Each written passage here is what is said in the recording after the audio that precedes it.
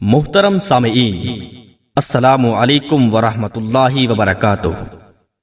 کتاب و سنت کی اشاعت کے عالمی ادارے دارالسلام کی طرف سے آپ کی خدمت میں تاریخ اسلام کے عظیم اور کمسن سپہ سالار محمد بن قاسم کے حالات و واقعات پیش کیے جا رہے ہیں۔ آئیے سنتے ہیں محمد بن قاسم۔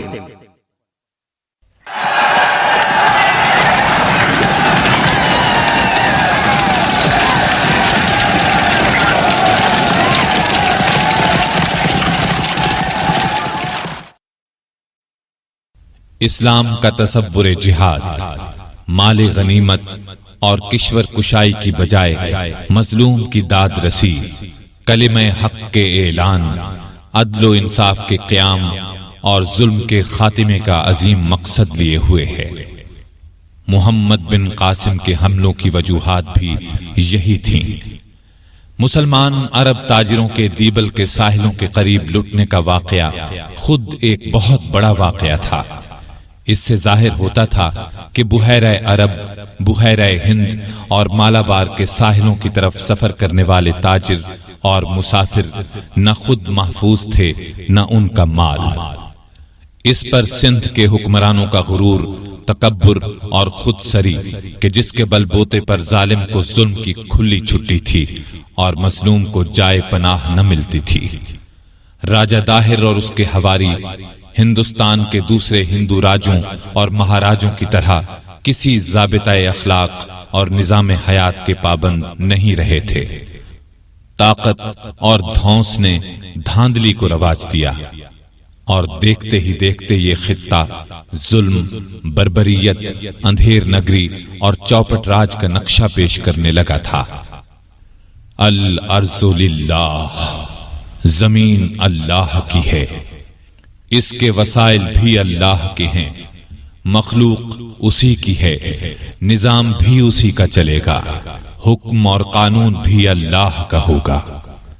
اسلام کے اس سنہری اصول کے پیش نظر حجاج بن یوسف اور خلیفہ پر مظلوم مسلمانوں کی مدد فرض ہو گئی تھی، لیکن ہند کے مزید حالات جان کر انہیں محسوس ہوا کہ مرض بہت پھیلا ہوا ہے۔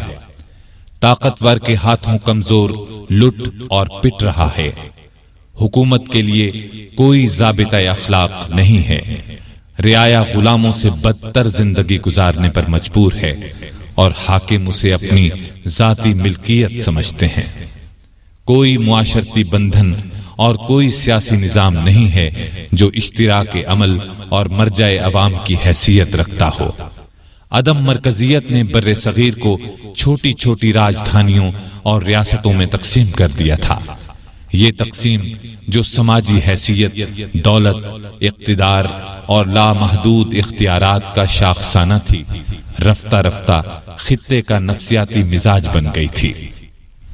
مذہب، فرقوں، دیوی دیوتاؤں کی کثرت اور رنگ و نسل کے فرق کو مستقل حیثیت دے کر ذات پات اور چھوت چھات میں تبدیل کر دیا گیا تھا۔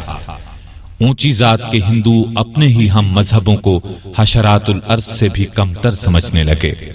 برہمن، ویش، کھشتری اور شودر کی تقسیم نے انسانی عظمت کی دھجیاں بکھیر دی تھیں۔ اخلاقی اقدار سرے سے موجود ہی نہ تھیں۔ چچ نامہ کے مطابق راجہ داہر نے خود اپنی سگی بہن سے شادی رچائی تھی۔ عدم مساوات کا سبب نیکی اور تقوی کی بجائے ذات، رنگ اور نسل بن جائے تو نخوت اور تکبر آنکھوں پر پٹی باندھ دیتا ہے۔ یہی وجہ ہے کہ ہندوستان کے حکمرانوں کی آنکھوں پر بھی نخوت اور تکبر کے پردے پڑ گئے۔ حجاج بن یوسف کے خط کے جواب میں راجہ داہر نے جس طرز عمل کا مظاہرہ کیا وہ اس کی کمینگی اور نخوت و تکبر کا ثبوت ہے۔ ہندوستان کے سماجی، معاشرتی اور سیاسی حالات کے علاوہ مذہبی گمراہی اور دینی بے خبری کا بھی تقاضا تھا کہ مسلمان اس علاقے کی طرف توجہ کریں اور جنگل کے قانون کو بدل کر تہذیب و تمدن اور ایک اعلیٰ کلچر کی بنیاد رکھیں۔ محمد بن قاسم کی قیادت میں مسلمانوں کی بر صغیر میں آمد حملہ آوروں جیسی نہیں ہے، بلکہ اس کا انداز مصلح، اصلاح کار اور نجات دہندہ کا سا ہے۔ مسلمانوں نے اسلام کے سنہری اور تابد بے مثال اصولوں کو ہمیشہ مقدم رکھا، سفر میں بھی، حضر میں بھی، عام سماجی میل جول میں بھی، اور جنگ، جدال اور جہاد میں بھی۔ محمد بن قاسم کی فوج نے دیبل سے ملتان تک عظیم الشان فتوحات کی اور اصول پسندی کا دامن ہمیشہ تھامے رکھا، بچوں، بوڑھوں اور خواتین کو تحفظ دیا، صرف مقابلے میں نکلنے والے مردوں سے جنگ کی، ہتھیار ڈالنے والے کو امان دی، اطاعت کرنے والے کو سماجی رتبہ دیا، املاک اور جائیدادوں کو نقصان نہیں پہنچایا، جانوروں، فصلوں اور درختوں تک کا خیال رکھا، پہلے ہدایت اور صلح جوئی کا پیغام بھیجا، صرف سرکشی اور بغاوت کا جواب آنے پر کارروائی کی، اور اس میں بھی حد سے تجاوز نہیں کیا، مفتوحین کو ان کے مذہب اور ملت پر آزادانہ قائم رہنے کی رعایت دی، مسلمان ہونے والوں کو بھائی بنایا اور غیر مسلموں کے انسانی وقار کا خیال رکھا، طاقت، قوت اور زور بازو کا مظاہرہ کرنے کی بجائے رحم، حلم اور رواداری کو فروغ دیا، شرک کی جگہ توحید کا پرچار کیا، عدم مرکزیت کو مرکزیت میں بدل کر مستحکم سیاسی نظام کی بنیاد رکھی، حکمران کو اللہ کے سامنے جواب دہ بنایا اور رعایا کے حقوق کے سلسلے میں ذمہ داری کا اعلیٰ معیار قائم کیا، ذات پات، رنگ، نسل کے امتیازات کے خاتمے کے لیے نماز کی صف کو انسانی مساوات، برابری اور عدل کا خوبصورت مظہر بنا دیا، ایک ہی صف میں کھڑے ہو گئے محمود و ایاز، نہ کوئی بندہ رہا اور نہ کوئی بندہ نواز، بندہ و صاحب و محتاج و غنی ایک ہوئے، تیری سرکار میں پہنچے تو سبھی ایک ہوئے۔ اخلاقی اقدار اور سماجی نظام کو اثر نو ترتیب دیا، فرد کو ملت کے مقدر کا ستارہ بنا دیا گیا۔ ہندو رعایا اپنے سماجی نظام سے بددل ہو چکی تھی، ظلم کی چکی میں پسنے والے محکوم کسی نجات دہندہ کی راہ تک رہے تھے، اور جب محمد بن قاسم ان کی امیدوں اور تمناؤں کا عملی اظہار بن کر ہندوستان میں آیا تو انہوں نے نہ صرف اسے خوش آمدید کہا بلکہ اپنے ظالم حکمرانوں کے مقابلے میں اس کی مدد، حمایت اور نصرت کی، جس کا نتیجہ یہ نکلا کہ مقامی آبادی کے تعاون سے محمد بن قاسم فتوحات پر فتوحات کرتا ہوا دیبل، سیسم، سیوستان اور ملتان تک چلا گیا۔ اس نے مقامی آبادی کی عزت و تکریم کو تحفظ دیا، املاک، جان اور مال کو تحفظ دیا، ان کے دین، مذہب اور عقائد کو ان کی مرضی پر چھوڑ دیا، رواداری کا عملی مظاہرہ پیش کیا، ان کے معبدوں، عبادت گاہوں اور مندروں کو نقصان نہیں پہنچایا۔ یہ وہ اقدامات تھے جن کی وجہ سے ہندو رعایا اس کی گرویدہ ہو گئی۔ وہ محمد بن قاسم کے اخلاق و کردار سے متاثر ہو کر مسلمان ہونا شروع ہو گئے۔ انہیں اس نئے دین میں اپنے لیے عزت اور احترام محسوس ہوا، انہیں اپنے ہونے کا احساس ہوا۔ نئے حاکم ان کی عزت نفس کے محافظ تھے، انہیں اپنے برابر بٹھاتے تھے، معاشی، سماجی اور معاشرتی طور پر عدل، انصاف اور مساوات کا نمونہ تھے۔ ان خصوصیات نے رعایا میں اعتماد، عزت اور خودی کا احساس پیدا کیا۔ یہاں اعلیٰ اور ادنا کی تقسیم نہیں تھی، وہ تو عبادات کی ادائیگی میں بھی مساوات کے اعلیٰ معیار کا حسین نمونہ تھے۔ نماز کی صف بندی میں ایک نچلی ذات کا آدمی اپنے امیر کے ساتھ قدم سے قدم اور کندھے سے کندھا ملا کر کھڑا ہوتا تھا۔ انسانی تاریخ میں محمد الرسول اللہ صلی اللہ علیہ وسلم نے جو عظیم سماجی انقلاب برپا فرمایا تھا، محمد بن قاسم نے اسی انقلاب کے افادی پہلوؤں کو سامنے رکھ کر ایک نئے خطۂ ارضی میں اسے عملی طور پر نافذ کیا تو بالکل نئی فضا، نیا دور، نئی دنیا تشکیل ہوئی۔ یہ سماجی انقلاب اپنے اندر دیر پا اثرات لیے ہوئے تھا، جس نے رعایا کے دل میں حکمرانوں کے لیے نفرت کی بجائے محبت پیدا کر دی۔ یہی وجہ ہے کہ محمد بن قاسم کے جانے کے بعد ہندو رعایا تک اس سے اس قدر محبت اور عقیدت رکھتی تھی کہ اس کے مجسمے بنا لیے تھے اور اسے عقیدت و احترام سے یاد کرتے تھے۔ جو لوگ مسلمان ہو گئے تھے انہوں نے محمد بن قاسم کی لائی ہوئی اسلامی تعلیمات کو دل و جان سے اپنایا اور گھر کی اکائی سے لے کر معاشرتی اجتماع تک ایک نئے دور کا آغاز کر دیا۔ آج بھی کراچی کے ساحلوں سے لے کر ملتان تک کی آبادی میں عربوں کی آمد، ان کے ذاتی خواص، خصوصیات اور خوبیوں کا گہرا عکس موجود ہے۔ مہمان نوازی، دریا دلی، سخاوت، عاجزی، محبت اور اخوت جیسی عالمگیر خصوصیات جو رفتہ رفتہ پورے بر صغیر میں پھیلتی چلی گئیں اور ہندو راجوں مہاراجوں کے حسد، کینہ اور فریب کے باوجود رعایا کے دل میں گھر کرتی گئیں۔ محمد بن قاسم کی بر صغیر میں آمد کوئی جنگی، حربی اور قتال کا ہنگامی واقعہ نہیں ہے۔ یہ ایک مستقل سماجی، معاشرتی، معاشی اور سیاسی انقلاب کی نوید اور خطہ ارضی پر ذہنی، فکری اور شعوری تبدیلی کا حسین اور خوبصورت انقلاب ہے۔ ایسا انقلاب جس کی روشنی قرآن و حدیث سے پھوٹتی ہے اور جو نئے زمانوں، نئی زمینوں کے لیے ایک عالمی برادری، اسلامی اخوت اور انسانی عظمت کی ضمانت لیے آگے اور آگے بڑھتی رہے گی۔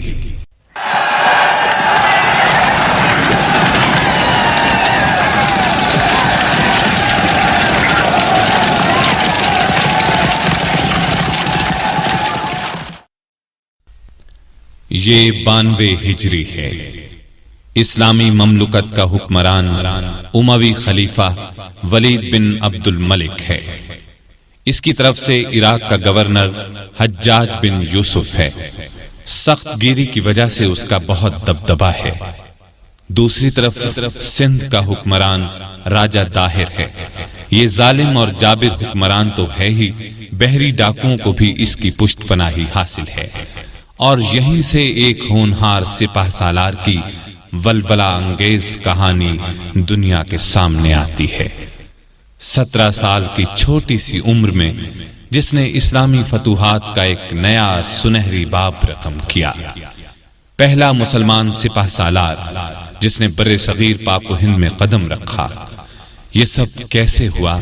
یہ ایک دلچسپ داستان ہے۔ سننے والوں کے لیے اس میں حیرت کا بہت سامان موجود ہے۔ کہانی کی ابتدا یوں ہوتی ہے۔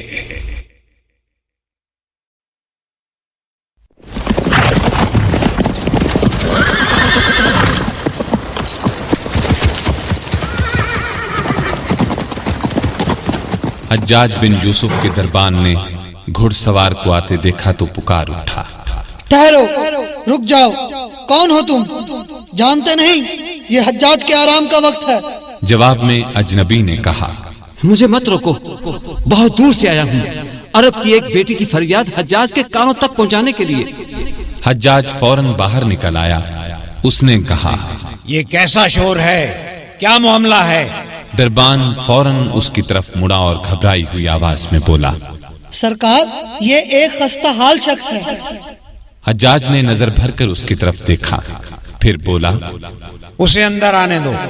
یہ سن کر فریادی فوراً بول اٹھا، میرے پاس اتنا وقت نہیں حجاج، میری بات انہی قدموں پر سن لو۔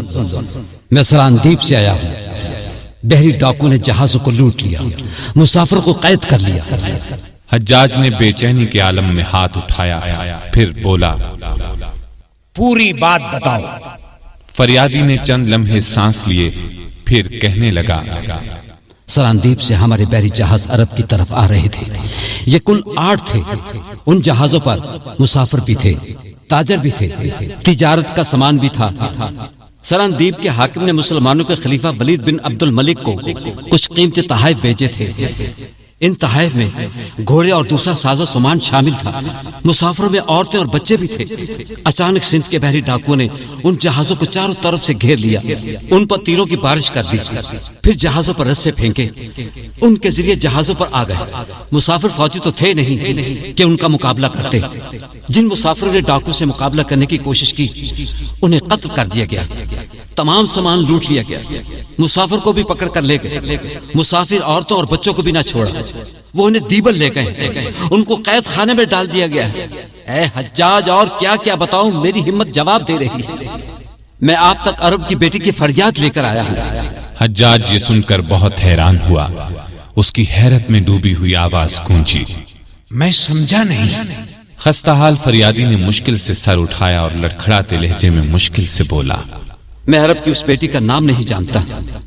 جب ڈاکو نے ہم سب کو دیبل کے ساحل پر اتارا تو انہوں نے ہم سب کو کوڑے مارے، کوڑے مارتے جاتے اور بھیڑ بکری کی طرح ہمیں آگے دھکیلتے جاتے۔ اس وقت بنی ہربوا کی وہ لڑکی رک گئی، اس نے عرب کی طرف منہ کر کے ہاتھ آسمان کی طرف پھیلائے اور چلا چلا کر کہا، اے حجاج، اسلامی فوجیں لے کر مدد کو آ، اے حجاج، اسلامی فوجیں لے کر مدد کو آ۔ کاش کوئی شخص میری آواز حجاج تک پہنچا دے۔ اس لمحے بے اختیارانہ انداز میں حجاج بن یوسف پکار اٹھا، میں حاضر ہوں، میں حاضر ہوں۔ حجاج کے ان الفاظ نے گویا فریادی کو پھر بولنے پر آمادہ کیا۔ وہ کہنے لگا، اے حجاج، وہاں سے کوئی قیدی نکل نہیں سکتا تھا، لیکن اللہ کی قدرت، جب ہمیں بھیڑ بکریوں کی طرح دھکیلا جا رہا تھا، ایک نوجوان نہ جانے کہاں سے نکل کر مجھ تک پہنچ گیا۔ اس نے میرا بازو پکڑ کر سرگوشی کی، جھک جا، ادھر آ۔ میرے ساتھ میرا ایک ساتھی بھی تھا، میں نے اس کا بازو پکڑا اور جھک گیا۔ وہ عرب نوجوان ہمیں اسی طرح کشتیوں کی اوٹ میں لے آیا۔ جب ڈاکو تمام قیدیوں کو لیے آگے نکل گئے، تب اس عرب نے دبی آواز میں کہا، میرا نام بلال بن عثمان ہے، میں تو جوانی میں عرب سے نکل آیا تھا، آج کل میں یہاں سے بہت دور راجہ داہر کے محل میں ہوتا ہوں، اس کی رانی کا محافظ ہوں۔ وہ ان دنوں سمندر کی سیر کے لیے آئی ہوئی ہے، میں نے دور سے تم لوگوں کو دیکھا تو محسوس کیا میرے ہم وطن ہے، چنانچہ اس طرف آ گیا۔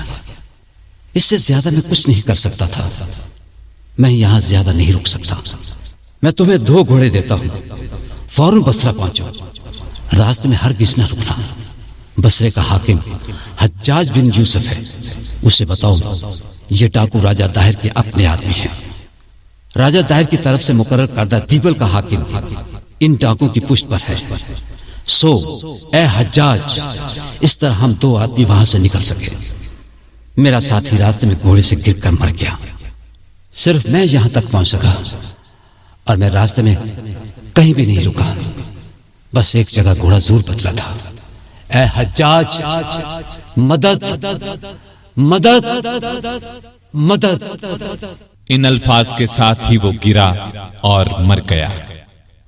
حجاج نے حسرت زدہ انداز میں اس کی طرف دیکھا اور بولا، اوہ، یہ تو چل بسا، فوراً کاتب کو بلایا جائے، راجہ داہر کے نام ہمارا پیغام جائے گا، ہم دیکھیں گے وہ پیغام کا کیا جواب دیتا ہے۔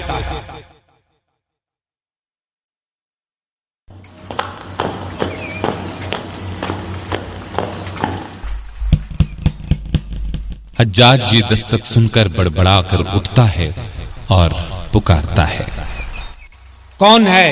کیا ہے؟ جواب میں دربان کی آواز سنائی دیتی ہے، سرکار، راجہ داہر کی طرف جو قاصد گیا تھا حاضری کی اجازت چاہتا ہے۔ حجاج فوراً باہر نکل آیا اور بول اٹھا، ہاں کہو کیا خبر لائے ہو؟ جواب میں قاصد کی آواز سنائی دی، اے امیر، میں آپ کا خط لے کر برہمن آباد گیا، راجہ داہر وہاں موجود تھا، وہ بہت بے روخی سے ملا، اس نے بہت اکتائے ہوئے انداز میں آپ کا خط پڑھا اور جواب میں صرف اتنا کہہ دیا، جہازوں کو بحری ڈاکوؤں نے لوٹا ہے اور بحری ڈاکوؤں پر سندھ کا حکم اور قانون نہیں چلتا، لہذا اس سلسلے میں کچھ نہیں کر سکتا۔ حجاج کا چہرہ تن گیا، رنگ سرخ ہو گیا، آنکھیں باہر کو ابل آئیں، چلا کر بولا، یہ کہا اس نے میرے خط کا یہ جواب دیا، اب اسے سبق سکھانا ہوگا۔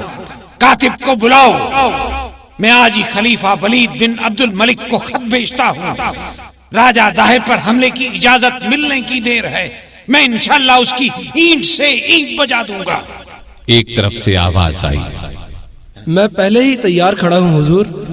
حجاج یہ سن کر خوش ہوا اور پکارا، بہت خوب، لکھو، امیر المومنین کے نام بصرے کے حاکم حجاج بن یوسف کی طرف سے۔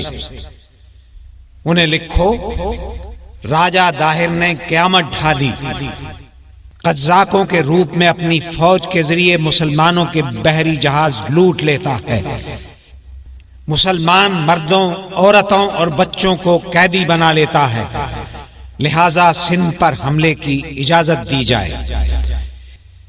یہ خیال نہ کیا جائے کہ اتنے فاصلے پر حملہ کرنے میں اخراجات بہت ہوں گے، نقصانات بہت اٹھانا پڑیں گے۔ میں وعدہ کرتا ہوں جتنے اخراجات ہوں گے ان سے 2 گنا شاہی خزانے میں جمع کراؤں گا۔ کاتب، کیا تم لکھ چکے؟ تو پھر برق رفتار گھوڑے پر قاصد کو روانہ کر دیا جائے، میں جلد از جلد جواب چاہتا ہوں۔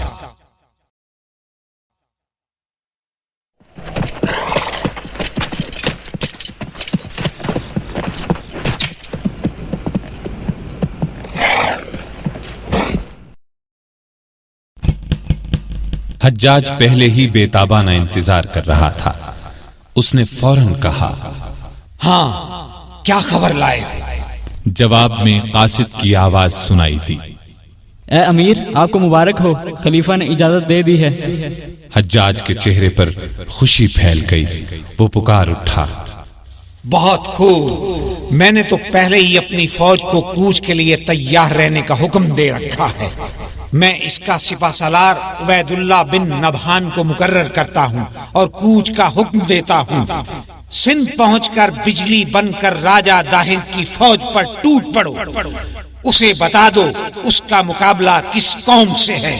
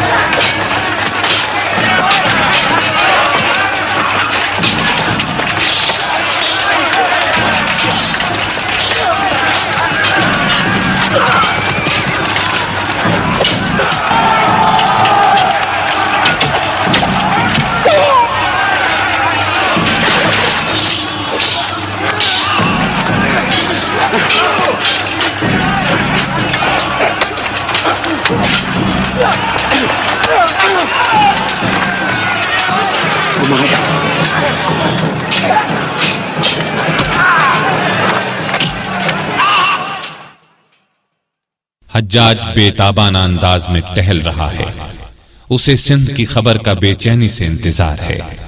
جو ہی قاصد اس کے پاس آ کر گھوڑے سے اترا، وہ پکارا، کیا خبر لائے قاصد؟ قاصد نے مشکل سے کہا، اے امیر، خبر افسوسناک ہے۔ آپ کے سپہ سالار عبید اللہ بن نبہان پہلے ہی روز میدان جنگ میں شہید ہو گئے۔ وہ بہت بہادری سے لڑ رہے تھے کہ ایک تیر ان کی پیشانی پر آ کر لگا اور وہ شہید ہو گئے۔ اس کے بعد مسلمانوں کی فوج بکھر گئی۔ حجاج کو یہ سن کر دھچکا سا لگا، تاہم اس نے سنبھل کر کہا، کوئی پرواہ نہیں، بدیل بن تحفہ کہاں ہے؟ فوراً آواز ابھری، میں حاضر ہوں ابن یوسف۔ حجاج نے بلند آواز میں کہا، تو سنو، میں تمہیں سندھ کی طرف روانہ کرتا ہوں، دیکھو عبید اللہ کی طرح ناکام نہ ہونا۔ بدیل بن تحفہ نے فوراً ایک قدم آگے بڑھایا اور جرأت مندانہ انداز میں گویا ہوا، معاف کیجئے گا اے امیر، عبداللہ ناکام نہیں، شہید ہوا ہے۔ اس نے میدان جنگ میں پوری طرح جواں مردی دکھائی ہے۔ حجاج یہ سن کر مسکرایا اور سر ہلاتے ہوئے بولا، ٹھیک ہے، لیکن راجہ داہر کی فوج کے مقابلے میں ہماری فوج کو شکست تو ہوئی ہے۔ خلیفہ پہلے ہی سندھ پر حملہ کرنے کی اجازت خوشی سے نہیں دے رہا تھا، یہ شکست اسے چراغ پا کر دے گی، لہذا میری خواہش ہے تم کامیابی کے جھنڈے گاڑ کر لوٹو۔ یاد رکھو اگر تم بھی ناکام لوٹے تو ان قیدیوں کا کیا بنے گا، ان مسلمانوں کا کیا بنے گا جو ہندوستان کے ساحلی علاقوں میں اور سراندیپ میں آباد ہیں۔ سندھ کے ڈاکو اصل میں راجہ داہر کے اپنے آدمی ہیں، وہ انہیں اسی طرح لوٹتے رہیں گے، قیدی بناتے رہیں گے۔ بدیل جاؤ، 3000 فوج تمہارے لیے مکران میں تیار کھڑی ہے۔ اور یہ بھی سوچ لو بدیل، مجھے میرے وطن کی ایک مسلمان بیٹی نے پکارا ہے، وہ راجہ داہر کی قید میں ہے، اس کی آواز مجھ تک پہنچانے والے نے میرے سامنے جان دی تھی۔ بدیل یہ سن کر 2 قدم آگے بڑھا، اس نے سینے پر ہاتھ رکھا اور پرعزم لہجے میں اس کی آواز سنائی تھی۔ یہ خادم روانہ ہوتا ہے، انشاءاللہ فتح کی خبر کے ساتھ لوٹے گا۔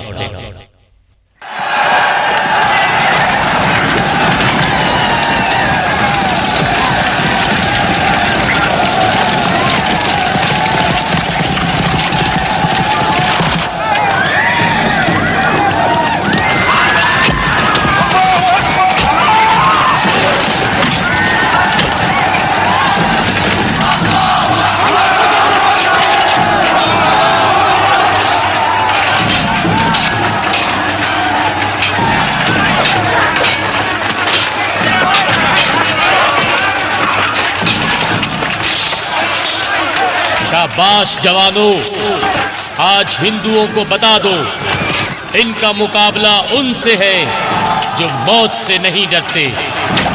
یہاں آمد کی خبر ان لوگوں کو پہلے ہی مل چکی تھی، یہ پوری طرح تیار ہیں، لیکن میدان جنگ ہمارے لیے کوئی نئی چیز نہیں۔ آج دیبل کی فوج کا نام و نشان مٹا دو، یہ سندھ کی واحد بندرگاہ ہے، اس پر قبضہ ہو گیا تو ہمارا راستہ صاف ہو جائے گا، پھر ہمیں راجہ طاہر تک پہنچنے سے کوئی نہیں روک سکے گا۔ نعرہ تکبیر، اللہ اکبر۔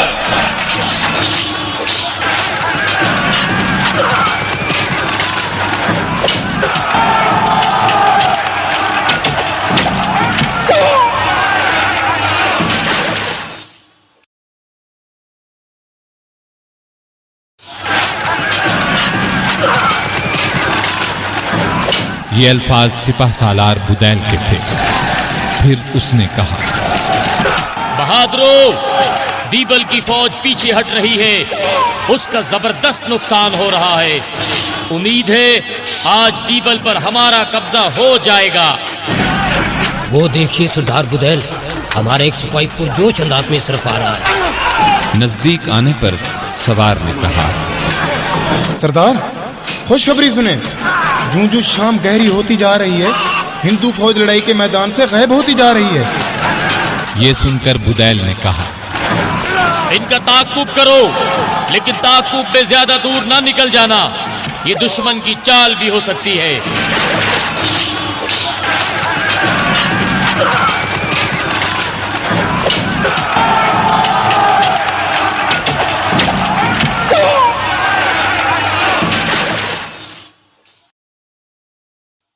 جلد ہی بدیل کو یہ خوشخبری سنائی گئی، ہندو فوج مکمل طور پر پسپا ہو چکی ہے، ان کی لاشوں سے میدان بھرا پڑا ہے۔ یہ سن کر بدیل نے کہا، اللہ کا شکر ہے، صبح ہم یہاں سے کوچ کریں گے۔ یہ سن کر خبر لانے والے نے کہا، لیکن سردار یہ خبر بھی ملی ہے کہ راجہ دہر دیبل کی فوج کی مدد کے لیے ایک بہت بڑا لشکر روانہ کر رہا ہے جو صبح تک ہمارے سامنے ہوگا۔ بدیل یہ سن کر ہنسا، اس کی پرسکون آواز گونجی، پرواہ نہیں، ہم تو راجہ داہر سے ہی ٹکرانے کے لیے نکلے ہیں۔ غازیوں سے کہہ دو اپنے گھوڑوں کی زینے اتار لیں، رات بھر آرام کر لیں تاکہ صبح پھر تازہ دم ہو کر لڑ سکیں۔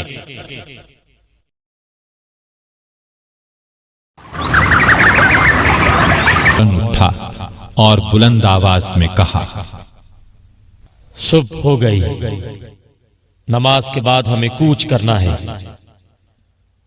وہ اس طرف غبار اٹھ رہا ہے، گرد کے بادل بہت اونچے اٹھ رہے ہیں، یہ ضرور راجہ داہر کا لشکر ہے۔ گویا یہ لوگ آ پہنچے۔ خیر، ہم پہلے نماز ادا کریں گے۔ جوانوں، فوراً نماز ادا کر لو، پھر صفے درست کر لو، مقابلے کی گھڑی آ پہنچی۔ اللہ اکبر، اللہ اکبر، اشہد ان لا الہ الا اللہ، اشہد ان محمد رسول اللہ، حی علی الصلاۃ، حی علی الفلاح، قد قامت الصلاۃ، قد قامت الصلاۃ، اللہ اکبر، اللہ اکبر، لا الہ الا اللہ، اللہ اکبر۔ السلام علیکم ورحمۃ اللہ، السلام علیکم ورحمۃ اللہ۔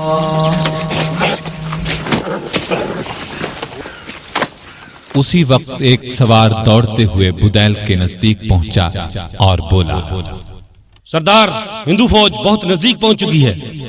ہم بھی تیار ہیں۔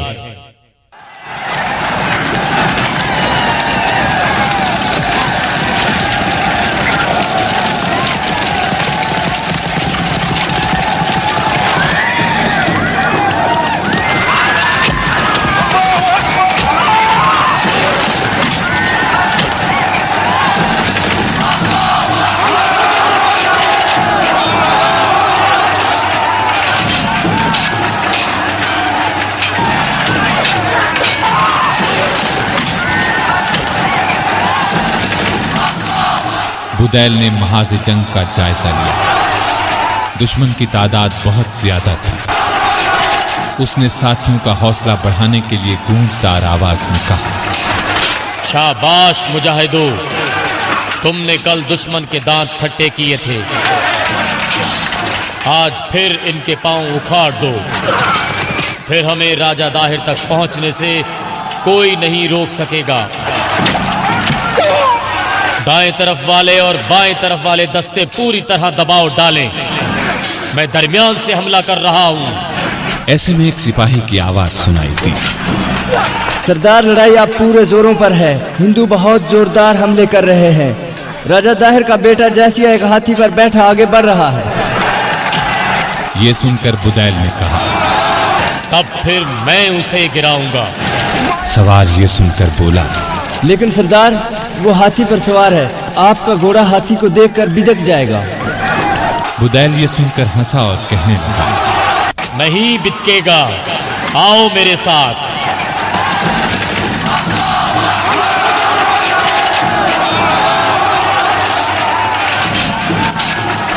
بدیل مسلسل آگے بڑھ رہا تھا کہ اس کا گھوڑا ہاتھی کو دیکھ کر بدک گیا۔ بدیل نے اس کو قابو میں رکھنے کی کوشش کرتے ہوئے کہا، ارے ارے غازی گھوڑے، سنبھل جاؤ، رک جاؤ، ہاتھی سے ڈر گئے؟ ایسے میں ایک سپاہی چیخا، بچیے سردار، گھوڑا آپ کو گرا دیتا ہے۔ اچانک بدیل گھوڑے سے گر گیا اور بہت سے ہندو سپاہیوں نے اس کو گھیرے میں لے لیا۔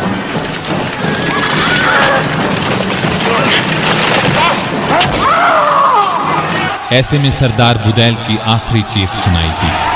راجہ داہر کے بیٹے جیسیا کا برچھا اس کے سینے پر لگا۔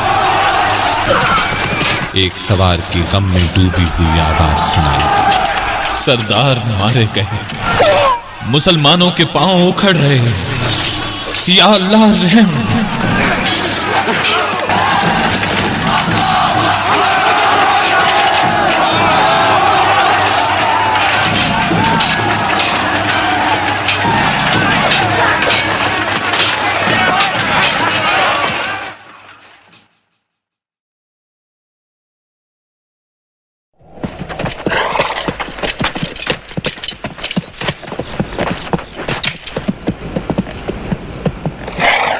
قاصد حجاج بن یوسف کے سامنے پہنچ کر گویا ہوا، بہت بری خبر ہے امیر۔ حجاج نے اسے نظر بھر کر دیکھا، پھر اس کے منہ سے آواز نکلی، میں سننے کے لیے تیار ہوں۔ کیا بدیل بھی مارا گیا؟ اس کی فوج کو بھی شکست ہو گئی؟ قاصد نے سر ہلا دیا اور کہا، ہاں امیر، یہی خبر ہے۔ فوج کا بہت بڑا حصہ کام آ گیا، بہت تھوڑے سپاہی جان بچانے میں کامیاب ہو سکے۔ حجاج کا سر جھک گیا، اس کی دکھ بھری آواز سنائی دی، تم نے یہ خبر سنا کر میرے سینے میں برچھی اتار دی ہے۔ بدیل ایسا بزدل تو نہیں تھا۔ قاصد یہ سن کر خاموش نہ رہ سکا، اس نے کہا، وہ بزدل نہیں تھا اے امیر، وہ تو دشمن کے قلب میں پہنچ گیا تھا۔ وہ سالار سے سپاہی بن گیا تھا، اس نے ہندوؤں کا حصار توڑ کر رکھ دیا تھا، اور پہلے دن تو اس نے انہیں شکست دے دی تھی۔ اس کی تلوار نے ہندو سالار کے محافظوں کا صفایا کیا، پھر ایڑ لگا کر اپنے گھوڑے کو راجہ داہر کے بیٹے جیسیا کے سامنے لا کھڑا کیا، اور پھر اس نے اپنے گھوڑے کو ہندو سالار کے ہاتھی کے ارد گرد دوڑایا، اور سامنے سے دائیں سے بائیں سے آتے ہوئے تیروں، نیزوں اور برچھیوں سے خود کو بچایا، اور اس طرح بچایا کہ بیان نہیں کیا جا سکتا۔ اللہ کی قسم، بدیل بزدل نہیں تھا، وہ تو ہاتھی کی چنگاڑ سے اس کا گھوڑا بدک گیا اور وہ گھوڑے سے گر گیا۔ بس اسی لمحے جیسیا کی برچھی اس کے جسم سے پار ہو گئی۔ حجاج بن یوسف کا سر یہ الفاظ سن کر اوپر اٹھ گیا، اس نے نئے عزم کے ساتھ کہا، بس فیصلہ ہو گیا، اب میں اپنے بھتیجے محمد بن قاسم کو بھیجوں گا۔ اس کے علاوہ مجھے اور کوئی سالار ایسا نظر نہیں آتا جو مسلمانوں کو فتح سے ہمکنار کر سکے۔ کاتب کو بلاؤ، میں والی شیراز محمد بن قاسم کے نام پیغام لکھوانا چاہتا ہوں۔ میں لکھوانا چاہتا ہوں، محمد بن قاسم، اب وہ وقت آ گیا ہے جس وقت کے لیے میں نے تمہاری پرورش کی تھی۔ فوج بھیج رہا ہوں، تم اس کی کمان کرو گے۔ سندھ میں 2 مرتبہ ناکامی کی تفصیل قاصد سے پوچھ لینا۔ فوج ہر طرح کے ساز و سامان سے لیس ہے، یہاں تک کہ منجنیقیں بھی ساتھ ہیں۔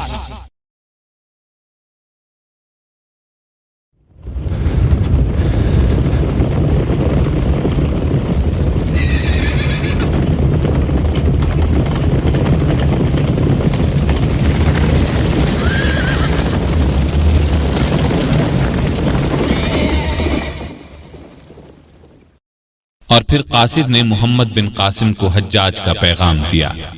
اسے پہلے ہی اطلاعات مل چکی تھی اور وہ بے چینی سے پیغام کا انتظار کر رہا تھا۔ چچا جان نے لشکر کا سالار کسے مقرر کیا ہے؟ قاصد نے جواب میں بتایا، جہم بن زجر کو، لیکن ان کا کام لشکر کو صرف یہاں تک پہنچانا تھا۔ یہاں سے سالار آپ ہوں گے، یہ خط پڑھ لیجئے۔ حالات اور واقعات جہم آپ کو سنا دیں گے، پھر آپ جو مناسب خیال کریں قدم اٹھائیں۔ یہ سن کر محمد بن قاسم نے کہا، بہت خوب، پہلے میں خط پڑھوں گا، پھر فوج کا معائنہ کروں گا، سابقہ ناکامیوں کا جائزہ لوں گا۔ سالار جہم، حاکم بصرہ کی کوئی خاص ہدایت ہو تو بتائیے۔ سالار جہم نے یہ سن کر کہا، آپ کے چچا کا حکم ہے آپ یہاں سے پہلے مکران جائیں گے، اور مکران کا امیر محمد بن ہارون ہے، اسے لشکر کی آمد کی خبر دی جا چکی ہے، وہ آپ کو وہاں کے علاقائی حالات بتائے گا، اور آپ کے چچا کی ہدایت یہ ہے کہ جب تک ان کا حکم نہ پہنچے دیبل پر حملہ نہ کیا جائے۔ یہ بات سن کر محمد بن قاسم نے کہا، ٹھیک ہے، میں صبح ہی مکران کے لیے روانہ ہو جاؤں گا۔ آپ کے لیے امیر کا کیا حکم ہے؟ جہم نے فوراً جواب دیا، میں آپ کی ہدایت کا پابند ہوں۔ محمد بن قاسم مسکرایا، پھر پوچھا، سامان سے لدے جہاز اور بادبانی کشتیاں مکران کے ساحل پر پہنچ چکی ہیں؟ جہم نے جواب دیا، فکر نہ کریں، جب آپ لشکر لے کر مکران پہنچیں گے تو جہاز بھی وہاں پہنچ چکے ہوں گے۔ 15 کے قریب جہاز ہیں اور 50 کشتیاں ہیں اور ان پر جنگی سامان لدا ہوا ہے۔ منجنیک بھی ہیں۔ ایک منجنیک تو بہت زیادہ بڑی ہے، اتنی بڑی ہے کہ اسے 500 آدمی مل کر کھینچتے ہیں، تب اس سے پتھر نکل کر دشمن کی طرف جاتا ہے۔ وہ اتنا وزنی پتھر پھینکتی ہے کہ قلعے کی دیوار میں شگاف ہو جاتا ہے۔ اس کا نام عروس ہے۔ محمد بن قاسم نے کہا، ٹھیک ہے، میں انشاءاللہ صبح روانہ ہوں گا اور شام سے پہلے مکران کے امیر محمد بن ہارون سے ملاقات کروں گا۔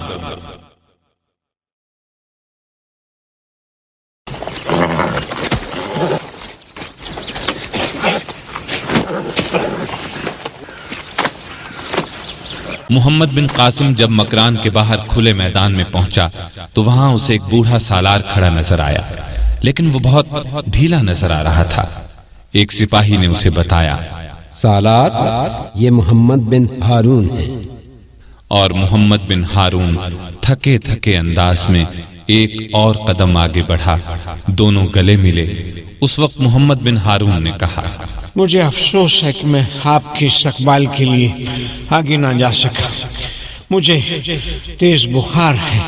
یہ سن کر محمد بن قاسم نے کہا، میں محسوس کر چکا ہوں، آپ فکر نہ کریں، چلیے مجھے سندھ کا نقشہ دکھائیں اور علاقائی صورتحال سمجھائیں۔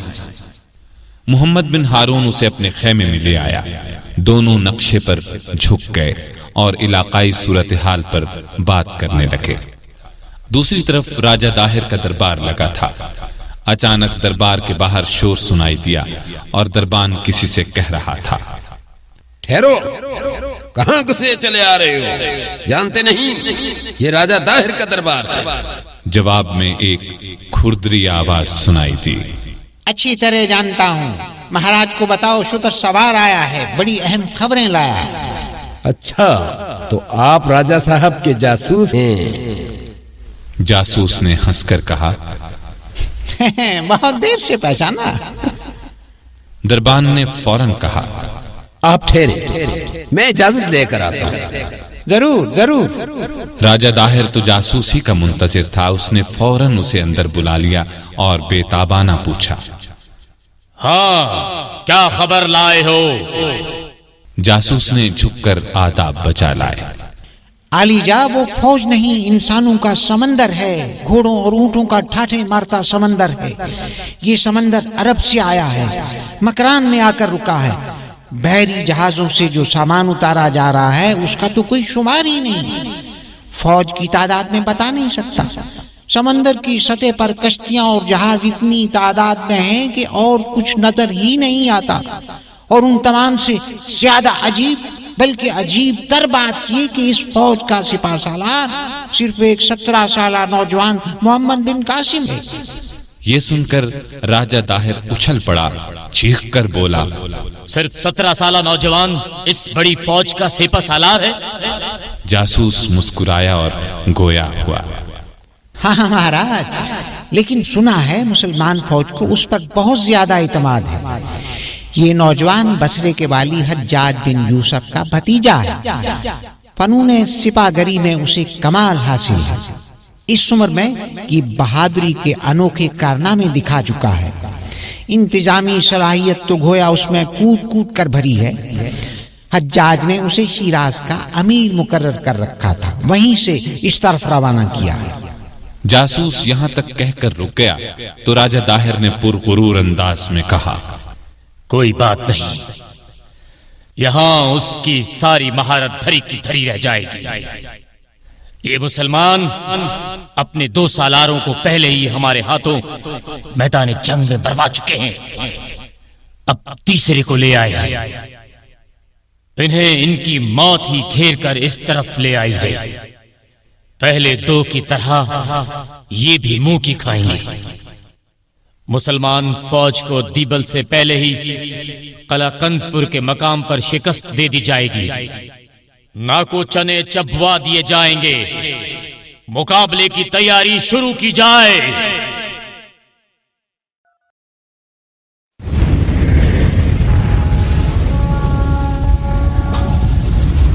محمد بن قاسم کا لشکر مکران سے چلنے کے لیے تیار کھڑا ہے۔ محمد بن ہارون ان سے آگے کھڑا نظر آیا۔ جوں ہی محمد بن قاسم کی نظر اس پر پڑی، وہ چونک کر اس کی طرف بڑھا اور بولا، محمد بن ہارون، آپ بیمار ہیں، آرام کریں۔ یہ سن کر والی مکران محمد بن ہارون نے غمزدہ مسکراہٹ چہرے پر لاتے ہوئے کہا، کیا تم نے دیکھا نہیں کہ میرے جسم پر میدان جنگ کا لباس ہے، سر پر خود ہے، کمر میں تلوار ہے؟ تم میرے بچے کی طرح ہو، میں تمہیں میدان جنگ میں اکیلے نہیں جانے دوں گا۔ محمد بن قاسم متاثر ہوئے بغیر نہ رہ سکا، فوراً بولا، لیکن آپ بہت بیمار ہیں۔ محمد بن ہارون نے انکار میں سر ہلایا اور پرزور لہجے میں کہا، کچھ بھی ہو میں ساتھ جاؤں گا۔ محمد بن قاسم نے ہار مان لی اور بولا، اچھا یہ بتائیں، ہمارے راستے میں راجہ داہر کا سب سے پہلے کون سا علاقہ آئے گا؟ محمد بن ہارون نے جواب میں بتایا، قلعہ کنسپور بہت مضبوط قلعہ ہے، اگر تم چاہو تو اس سے کنی کترا کر گزر سکتے ہو، یعنی لڑے بغیر دیبل پہنچ سکتے ہو۔ یہ سن کر محمد بن قاسم نے کہا، لیکن اس صورت میں ہم اپنی پشت کی طرف سے محفوظ نہیں ہوں گے۔ اس قلعے کی فوج پشت کی طرف سے حملہ آور ہوگی، سامنے سے دیبل کی فوج بڑھے گی۔ نہیں دوست، پہلے ہم اس قلعے کو فتح کریں گے۔ محمد بن ہارون نے فوراً تائید کی، میری رائے بھی یہی ہے۔ اطلاعات یہی ہیں کہ راجہ داہر نے اس قلعے میں بہت فوج جمع کی ہے تاکہ تمہیں اسی مقام پر روک دیا جائے۔ محمد بن قاسم کے چہرے پر مسکراہٹ پھیل گئی، اس نے ہنس کر کہا، تب پھر یہ قلعہ ہی ہمارا پہلا نشانہ ہوگا۔ اعلان کرا دے، قلعے کو گھیرے میں لے لیا جائے، قلعہ بند لوگوں کو موقع دیا جائے کہ وہ ہتھیار ڈال دیں، قلعہ ہمارے حوالے کر دیں، ان کی جان و مال کی حفاظت کی جائے گی، اور اگر ہم نے اپنی کوشش سے قلعہ فتح کیا تو کسی کے جان و مال کی حفاظت کی ذمہ داری ہم پر نہیں ہوگی۔ محمد بن ہارون نے فوراً جواب دیا، ٹھیک ہے، یہ اعلان کرا دیا جائے گا۔ قلعہ اب یہاں سے زیادہ دور نہیں، بلکہ وہ دیکھیے اس کے برج نظر آنے لگے ہیں۔ ہم کچھ ہی دیر بعد قلعے کو گھیر چکے ہوں گے۔ کچھ ہی دیر میں شہر میں اعلان ہوا، قلعے کے لوگوں، تمہاری بھلائی اس میں ہے کہ قلعہ ہمارے حوالے کر دو۔ اس صورت میں تمہارے مال اور جان ہماری حفاظت میں ہوں گے، لیکن اگر تم نے جنگ کی تو پھر ہم ذمہ دار نہیں ہوں گے۔ یہ اعلان 3 بار دہرایا گیا۔ ایسے میں قلعے کی طرف سے تیروں کی بوچھاڑ کر دی گئی۔ یہ دیکھ کر محمد بن قاسم نے کہا، محمد بن ہارون، ان لوگوں نے انتظار نہیں کیا، اعلان سنتے ہی تیر اندازی شروع کر دی۔ خیر، اب ہمیں زوردار مقابلہ کرنا ہوگا۔ بہادرو، اس قلعے پر ٹوٹ پڑو اور اس کی اینٹ سے اینٹ بجا دو۔ منجنیق بھی کام میں لائی جائے تاکہ قلعے کی دیوار میں جلد شگاف پڑ جائے اور ہم اندر داخل ہو سکیں۔ البتہ ابھی عروج سے کام نہ لیا جائے۔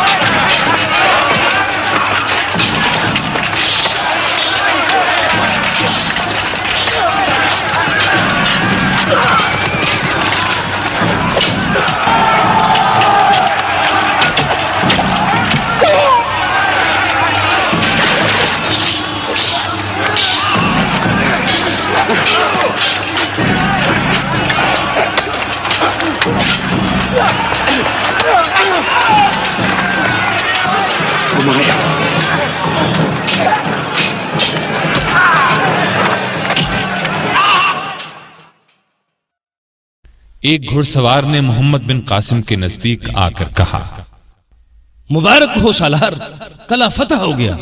हिंदू सिपाहियों को बड़ी तादाद में कैदी बना लिया गया है। ये सुनकर मोहम्मद बिन कासिम ने कहा, ठीक है, औरतों और बच्चों को हरगिज न सताया जाए, कैदियों से अच्छा सलूक किया जाए, उन्हें भी वही खिलाया जाए जो तुम खुद खाओ। अब हमारा अगला कदम शहर अरमन बेला है, वहां भी पहले हम उन्हें अमन और सलामती का पैगाम देंगे, उन पर इस्लाम पेश करेंगे। मान गए तो ठीक, वरना फिर उनसे भी फैसला कुन जंग होगी।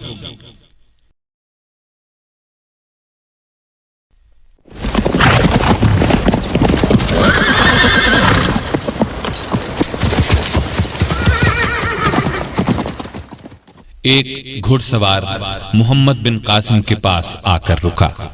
उसने पुरमसरत लहजे में कहा, सालार, अरमन बेला शहर के लोग हथियार डालने पर आमादा हैं। मोहम्मद बिन कासिम के चेहरे पर खुशी दौड़ गई। उसकी बुलंद आवाज गूंज उठी, बहुत खूब, आगे बढ़ो बहादुरों, शहर पर कब्जा कर लो, किसी को हरगिज सताया ना जाए। हम चंद दिन यहाँ आराम करेंगे, फिर आगे चलेंगे। ऐसे में बूढ़े मोहम्मद बिन हारून ने कहा, मैं अपनी हालत खराब महसूस कर रहा हूं। मोहम्मद बिन कासिम ये सुनकर बोला, मैं अभी तबीबों को बुलाता हूं। मोहम्मद बिन हारून ने हाथ के इशारे से उसे ऐसा करने से रोकते हुए कहा, कोई फायदा नहीं, शायद मेरा वक्त आ गया है। मेरे नौजवान दोस्त, तुम्हें दूसरी फतह मुबारक हो। मैंने तुम में छुपी सलाहियतें भांप ली हैं। तुम इंशाअल्लाह जरूर कामयाब होगे।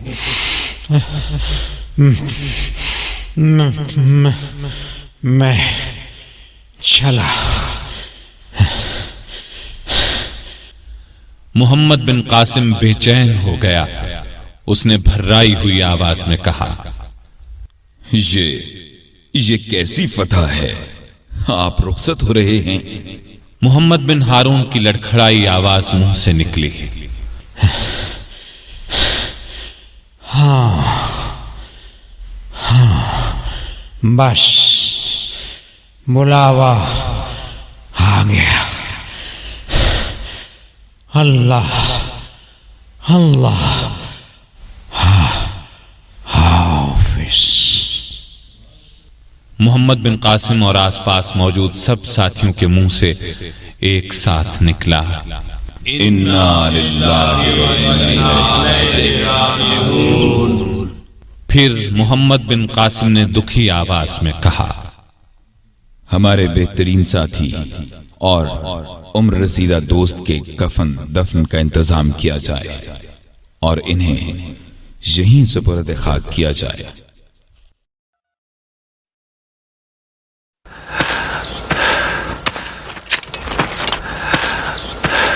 खेमे में दाखिल होने वाले नौजवान को देखकर मोहम्मद बिन कासिम चौंक उठा और मसरत भरे लहजे में बोला, आहा, हमारा ज़हीन सुराग रसां आ पहुंचा। कहो शाबान सक़फ़ी, क्या खबरें हैं? नौजवान ने मोहम्मद बिन कासिम के सामने बैठते हुए कहा, सालार, हमारा रास्ता साफ है। राजा ताहिर की फौज का एक आदमी भी नजर नहीं आ रहा। उसने अपनी तमाम फौज को कला बंद होकर लड़ने का हुक्म दिया है। वो बाहर निकलकर मैदान में मुकाबला नहीं करेगा। मोहम्मद बिन कासिम ने यह सुनकर कहा, खैर, क्या राजा दाहिर खुद भी दीबल पहुंच चुका है? शाबान सक़फ़ी ने इनकार में सर हिलाते हुए कहा, जी नहीं, मेरी इत्तलात ये हैं कि वो अरोड़ ही में रहकर अपनी फौज की कमान करेगा। मोहम्मद बिन कासिम ने पुरसुकून आवाज में कहा, ठीक है, हज्जाज बिन यूसुफ को पैगाम भेज दो। हम दीबल पहुंच चुके हैं और हमले की इजाजत चाहते हैं। शाबान सक़फ़ी ने सर हिला दिया और बोला, लेकिन उनका तो पहले ही यह हुक्म है। जब तक उनकी तरफ से इजाजत ना मिले हमला शुरू ना किया जाए। हिंदू फौज गुस्सा दिलाकर लड़ाई पर उकसाए तब भी हमला ना किया जाए। मोहम्मद बिन कासिम ने फौरन कहा, हाँ, बिल्कुल यही बात है। हम उनकी तरफ से इजाजत का इंतजार करेंगे। ये 92 हिजरी है। हम इस सरजमीन पर पहली नमाज अदा करेंगे। अजान दी जाए। अल्लाहु अकबर, अल्लाहु अकबर, अल्लाहु अकबर,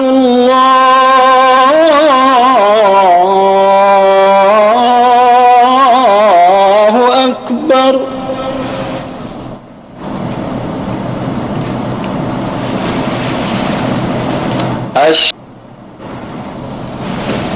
अशहदु अल्ला इलाहा इल्लल्लाह,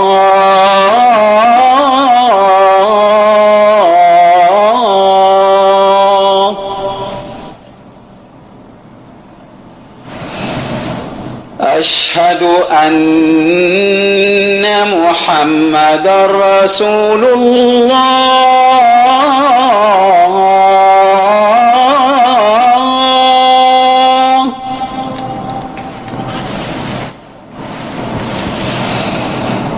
अशहदु अन्न मुहम्मदर रसूलुल्लाह,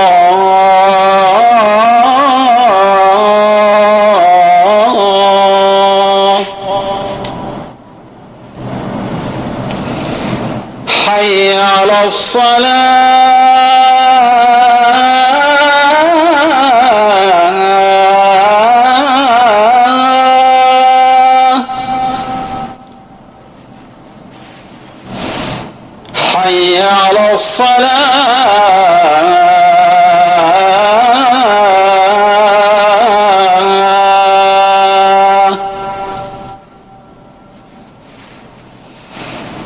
حي على الفلاح حي على الفلاح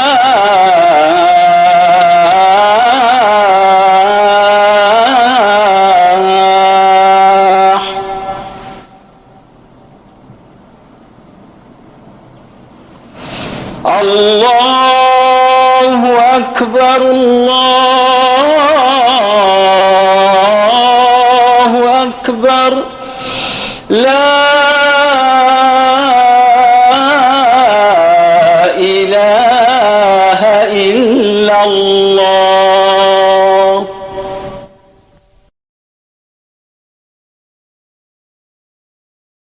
السلام عليكم ورحمة الله السلام عليكم ورحمة الله۔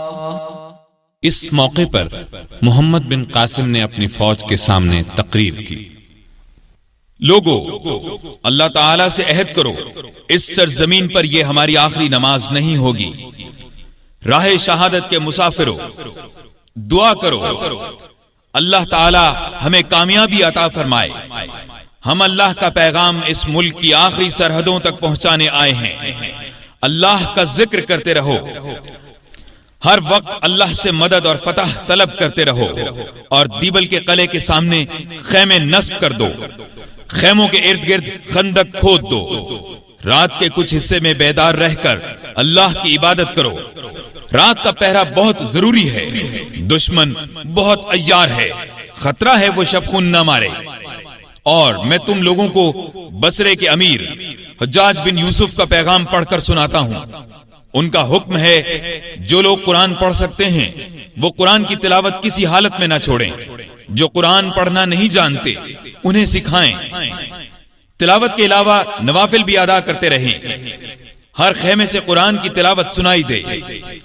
اور یہ بات بھی ذہن میں رہے، ہم اپنے وطن سے اتنی دور بے گناہ قیدیوں کو چھڑوانے آئے ہیں، ساری دنیا کو بتانے آئے ہیں۔ کوئی غیر مسلم ایک مسلمان کو پکڑے تو بھی ہم اس کی مدد کو آئیں گے انشاءاللہ۔ اب کام شروع کر دو۔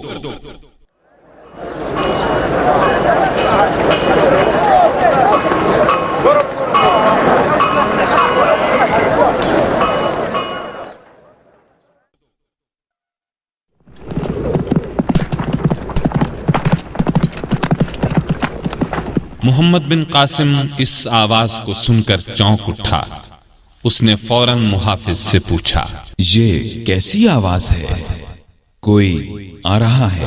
محافظ نے فوراً کہا، سالار، ہمارے چند سپاہی ایک ہندو پنڈت کو پکڑ کر لا رہے ہیں۔ محمد بن قاسم نے حیران ہو کر کہا، کیا کہا؟ پنڈت؟ اسے میرے خیمے میں لے آؤ۔ جلد ہی پنڈت اس کے سامنے کھڑا تھا۔ ایک سپاہی نے بتایا، سالار، یہ قلعے کی طرف سے اس طرف آ رہا تھا، ہم نے پکڑ لیا۔ محمد بن قاسم نے نظر بھر کر اس کی طرف دیکھا، پھر بولا، بولو، کون ہو تم؟ پنڈت نے سر اوپر اٹھایا اور پرسکون آواز میں اس نے کہا، میں پنڈت نہیں، مسلمان ہوں، عرب ہوں۔ محمد بن قاسم یہ سن کر چونکا۔ اس نے جلدی سے پوچھا، پھر تم نے یہ بہروپ کیوں بھرا؟ عرب مسکرایا اور بولا، عرض کرتا ہوں، سندھ کے علاقے میں کچھ عرب بھی آباد ہیں، میں ان میں سے ایک ہوں۔ ہمارے سردار کا نام حارث علافی ہے، مجھے انہوں نے آپ کے پاس بھیجا ہے۔ ہماری تمام تر ہمدردیاں آپ کے ساتھ ہیں، لیکن ہم اعلانیہ آپ کی مدد نہیں کر سکتے، اس لیے کہ ان کے علاقے میں رہتے ہیں۔ تاہم حارث علافی خفیہ طور پر آپ کی مدد کرنا چاہتے ہیں۔ انہوں نے میرے ذریعے آپ کو پیغام بھیجا ہے۔ اس قلعے میں ایک بہت بڑا مندر ہے، اس میں کئی اونچے گنبد ہیں۔ درمیانی گنبد تو اس قدر بلند ہے کہ بہت دور سے نظر آتا ہے۔ اس گنبد پر ایک بانس نصب ہے، بانس پر سبز رنگ کا جھنڈا لہرا رہا ہے۔ ان ہندوؤں کا یہ عقیدہ ہے کہ جو بھی اس جھنڈے کو دیکھ لے گا اس کا کام آسان ہو جاتا ہے۔ ان کا عقیدہ ہے یہ جھنڈا دن کے دیوتا نے اپنے ہاتھ سے لگایا تھا۔ یہ بھی مشہور ہے کہ جو بھی اس قلعے کو فتح کرنے کی نیت سے آئے گا خود ختم ہو جائے گا۔ وہ بہت فخر سے کہتے ہیں جس طرح مسلمانوں کے پہلے 2 سالار مارے گئے اسی طرح یہ سالار بھی مارا جائے گا، اس لشکر کو بھی شکست ہوگی۔ اب ہمارے سردار حارث علافی کا آپ کو مشورہ ہے کہ اگر آپ اس جھنڈے کو گرا دیں تو ہندوؤں میں کھلبلی مچ جائے گی، پھر ان کے پاؤں جم نہیں سکیں گے اور دیبل آپ کے قدموں میں ہوگا۔ عرب کے خاموش ہونے پر محمد بن قاسم نے کہا، ہاں، میں نے فصیل پر کھڑے ہندو فوجیوں کے جملے سنے ہیں۔ وہ طنزیہ انداز میں کہہ رہے تھے، جدھر سے آئے ہو ادھر ہی چلے جاؤ۔ اپنے پہلے 2 سالاروں کی موت اور ان کے لشکروں کے انجام سے عبرت حاصل کرو۔ یہ دیوتاؤں کا شہر ہے، دیوتاؤں کے قہر سے بچو۔ میں ان کی باتیں صبر اور سکون سے سنتا رہا ہوں، اس لیے کہ والی بصرہ کا حکم تھا جب تک ان کی طرف سے اجازت نہ ملے حملہ نہ کیا جائے۔ اب ان کی طرف سے مجھے حملے کا حکم مل چکا ہے۔ جھنڈے والی بات میں نے ذہن میں بٹھا لی ہے۔ حارث علافی کا میری طرف سے شکریہ ادا کر دینا۔ میں تو یہ بھی جانتا ہوں کہ راجہ داہر نے حارث علافی کو اپنی فوجوں کی مدد کے لیے کہا تھا، لیکن انہوں نے انکار کر دیا۔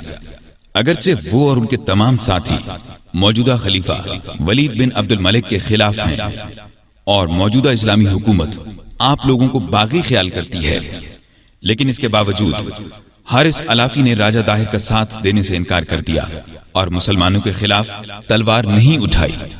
اس لیے ان کی عظمت میرے دل میں ہے۔ میں ان کا پیغام بھی شکریہ کے ساتھ وصول کرتا ہوں۔ اس پہلو کو ذہن میں رکھوں گا۔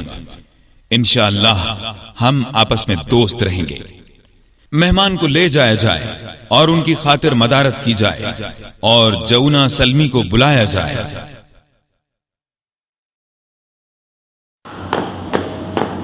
محمد بن قاسم نے اندر داخل ہونے والے نوجوان کا استقبال کرتے ہوئے کہا، آؤ جونا سلمی میرے ساتھ، ہم ذرا قلعے کی طرف چلتے ہیں۔ دونوں چلتے ہوئے قلعے کے قریب پہنچے۔ محمد بن قاسم نے ہاتھ سے اشارہ کرتے ہوئے کہا، وہ دیکھو، قلعے کے اندر اونچے بانس پر سبز جھنڈا لہرا رہا ہے، نظر آ رہا ہے نا؟ ہاں، میں اس کو دیکھ رہا ہوں۔ محمد بن قاسم کی پرسکون آواز سنائی تھی، جونا سلمی، اس جھنڈے کو گرانا ہے۔ اس کو گرانے کے لیے اس گنبد کو توڑنا ضروری ہے جس پر یہ نصب ہے۔ میں جانتا ہوں اس گنبد کو صرف بڑے پتھروں سے ہی توڑا جا سکتا ہے، لیکن یہ مجھے معلوم نہیں کہ تم اتنے فاصلے سے اس گنبد کا نشانہ لے سکتے ہو یا نہیں۔ جھنڈا فصیل پر ہوتا تو کام بہت آسان تھا، لیکن یہ گنبد تو ایک مندر کا ہے اور وہ مندر شہر کے عین درمیان میں ہے۔ اب بتاؤ تم کیا کہتے ہو؟ محمد بن قاسم کے خاموش ہوتے ہی جونا سلمی نے کہا، हमारे पास जो बड़ी मंजनीक और रूस मौजूद है, ये काम उसके जरिए होगा। इसको चलाने के लिए एक वक्त में 500 आदमी जोर लगाते हैं और इसे निशाना सिर्फ मैं ले सकता हूँ। ये सुनकर मोहम्मद बिन कासिम ने कहा, तब फिर अगर तुमने उस गुंबद को तोड़कर झंडे को गिरा दिया तो 10,000 इनाम के हकदार हो गए। जऊना ने जवाब में कहा, अगर मैं इस गुंबद को 3 पत्थरों में ना तोड़ सका तो मेरे दोनों हाथ काट दीजिएगा। मोहम्मद बिन कासिम के चेहरे पर बिजली सी चमकी। उसने खुश होकर कहा, अल्लाह की कसम, मुझे तुम जैसे मुजाहिदों की जरूरत है।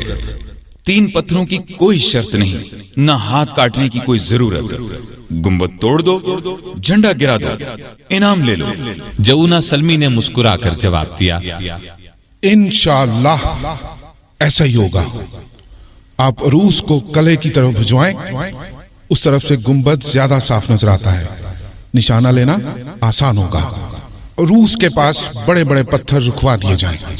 मोहम्मद बिन कासिम ने ताईद के अंदाज में सर हिलाया और बोला, ठीक है, सुबह जूं ही नारे तकबीर बुलंद होगा, हम हमला शुरू कर देंगे। उधर तुम अपना काम शुरू कर देना।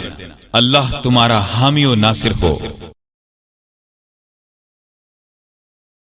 नारे तकबीर, अल्लाहू अकबर।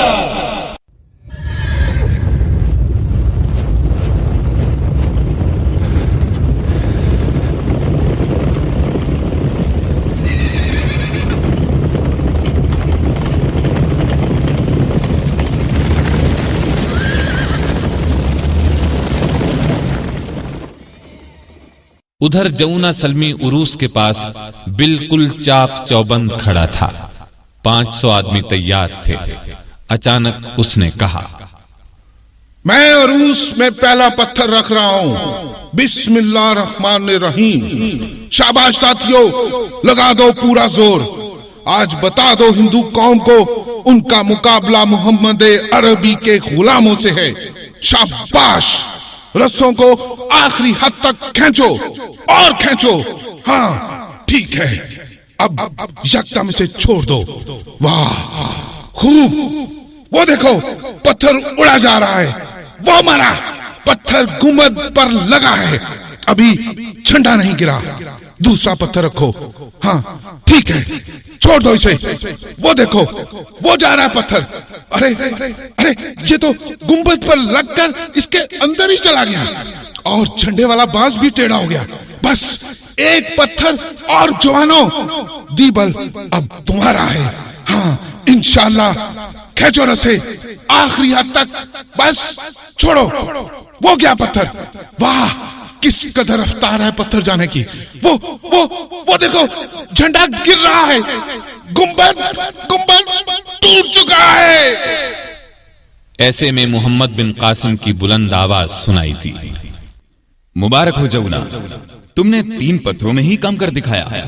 और वो देखो, दुश्मन ने बौखलाकर किले के दरवाजे खोल दिए हैं। बेतहाशा फौज अब हमारी तरफ बढ़ रही है। अब आमने सामने का मुकाबला होगा। लेकिन मुजाहिदों, फिक्र की जरूरत नहीं। झंडा गिरते ही ये हिंदू हिम्मत हार बैठे हैं। अब ये क्या लड़ेंगे? ये तो जान बचाने के चक्कर में किले से निकले हैं ताकि जिधर जिसके सींग समाएं निकल जाएं। इन पर टूट पड़ो, झपट पड़ो, बिजली बनकर इन पर गिरो। ये वही हैं जिन्होंने हमारी औरतों, बच्चों, बूढ़ों और जवानों को अपना कैदी बना रखा है, जबकि उनका कोई कसूर नहीं था। वो सिर्फ समंदर में सफर कर रहे थे। इंशाअल्लाह आज हम कैद खाने से इन कैदियों को रिहाई दिलवाएंगे। नारे तकबीर,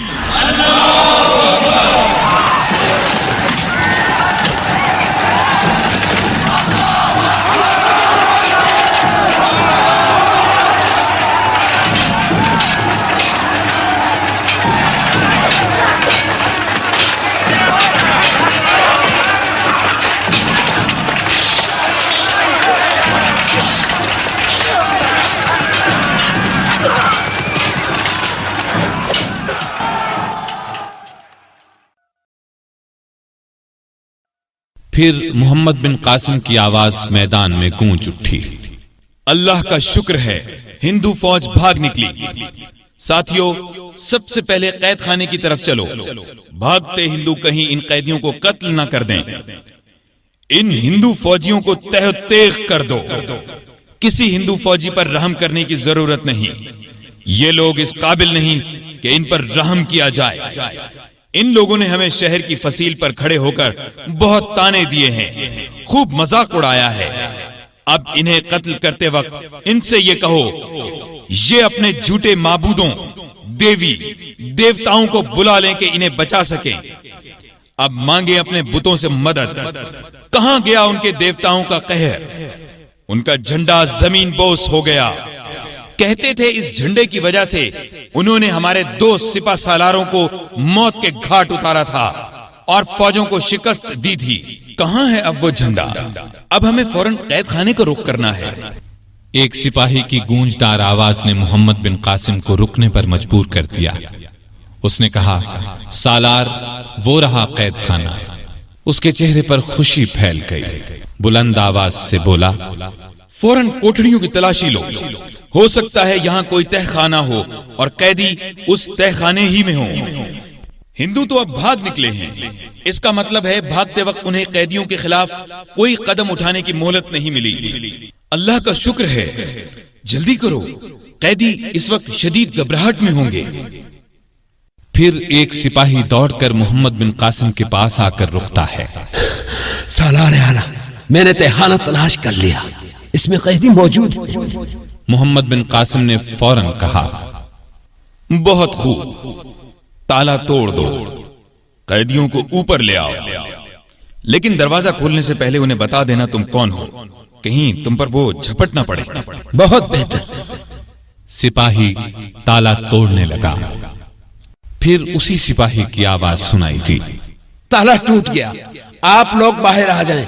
آپ کے نجات دہندہ قید خانے کے میدان میں کھڑے آپ کا انتظار کر رہے ہیں.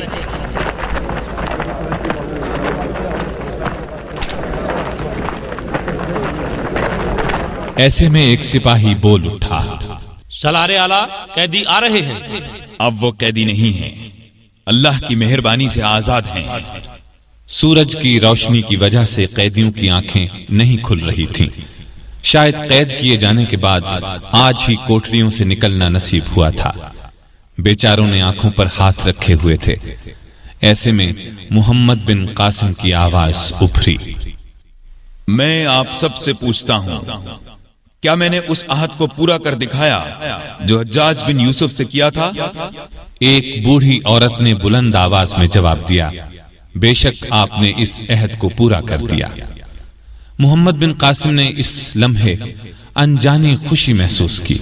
اس نے مزید کہا، کیا آپ لوگ قیامت کے دن اللہ کے حضور میں اس بات کی گواہی دیں گے کہ یہ شخص اسلام کا وہ فرزند ہے جس نے ہمیں کفار کی کال کوٹڑیوں سے نکالا تھا؟ وہ یک زبان ہو کر پکارے، ہاں، ہم گواہی دیں گے. محمد بن قاسم نے فوراً کہا، اے اللہ، تیرا شکر ہے. ایسے میں ایک عورت آگے بڑھی. وفور جذبات سے مغلوب ہو کر اس نے کہا، بیٹے، مجھے اجازت دو، میں تمہاری پیشانی چوم لوں. بنو ثقیف کی مائیں پھر ایسا بیٹا نہیں جنیں گی. محمد بن قاسم نے اپنی پیشانی اس کے لیے جھکا دی اور بولا، آ جاؤ اماں، پیشانی حاضر ہے. اب محمد بن قاسم نے کہا، ان لوگوں کو کشتیوں میں سوار کر کے عرب روانہ کر دو. یہ لوگ اگر قید نہ کیے جاتے تو شاید میں یہاں نہ آتا. لیکن اب میرا کام یہیں ختم نہیں ہو جاتا. میں اس کفرستان کے چپے چپے پر اسلام کا نور پھیلاؤں گا. تمہاری قید نے اسلام کے لیے راستے کھول دیے ہیں. اس ملک کی تاریخ میں جب یہاں اسلام کی آمد کا ذکر آئے گا تو اسلام سے پہلے تمہارا ذکر ہوگا. تم نے قید کی جو اذیتیں برداشت کی، اللہ تمہیں ان کا اجر دے گا. میرے لیے دعا کرتے رہنا، میں جو عزم لے کر آیا ہوں اس کو پورا کر سکوں. سب نے ایک زبان ہو کر کہا، اللہ آپ کو کامیابیاں عطا کرے، آمین. ادھر راجہ داہر بے چینی سے ٹہل رہا تھا. ٹہلتے ٹہلتے رک گیا. اس نے زوردار آواز میں تالی بجائی. فوراً ایک دربان اندر داخل ہوا. اس کے سامنے پوری طرح جھکا اور بولا، کیا حکم ہے مہاراج؟ راجہ داہر نے اسے کھا جانے والی نظروں سے گھورا، پھر چیخا، ہمارے بیٹے جے سینا کو بلاؤ۔ دربان پھر جھک کر بولا، جو حکم سرکار۔ اسی وقت ایک نوجوان اندر داخل ہوا اور کورنش بجا لا کر بولا، جے سینا حاضر ہے مہاراج۔ راجہ فوراً اس کی طرف بڑھا۔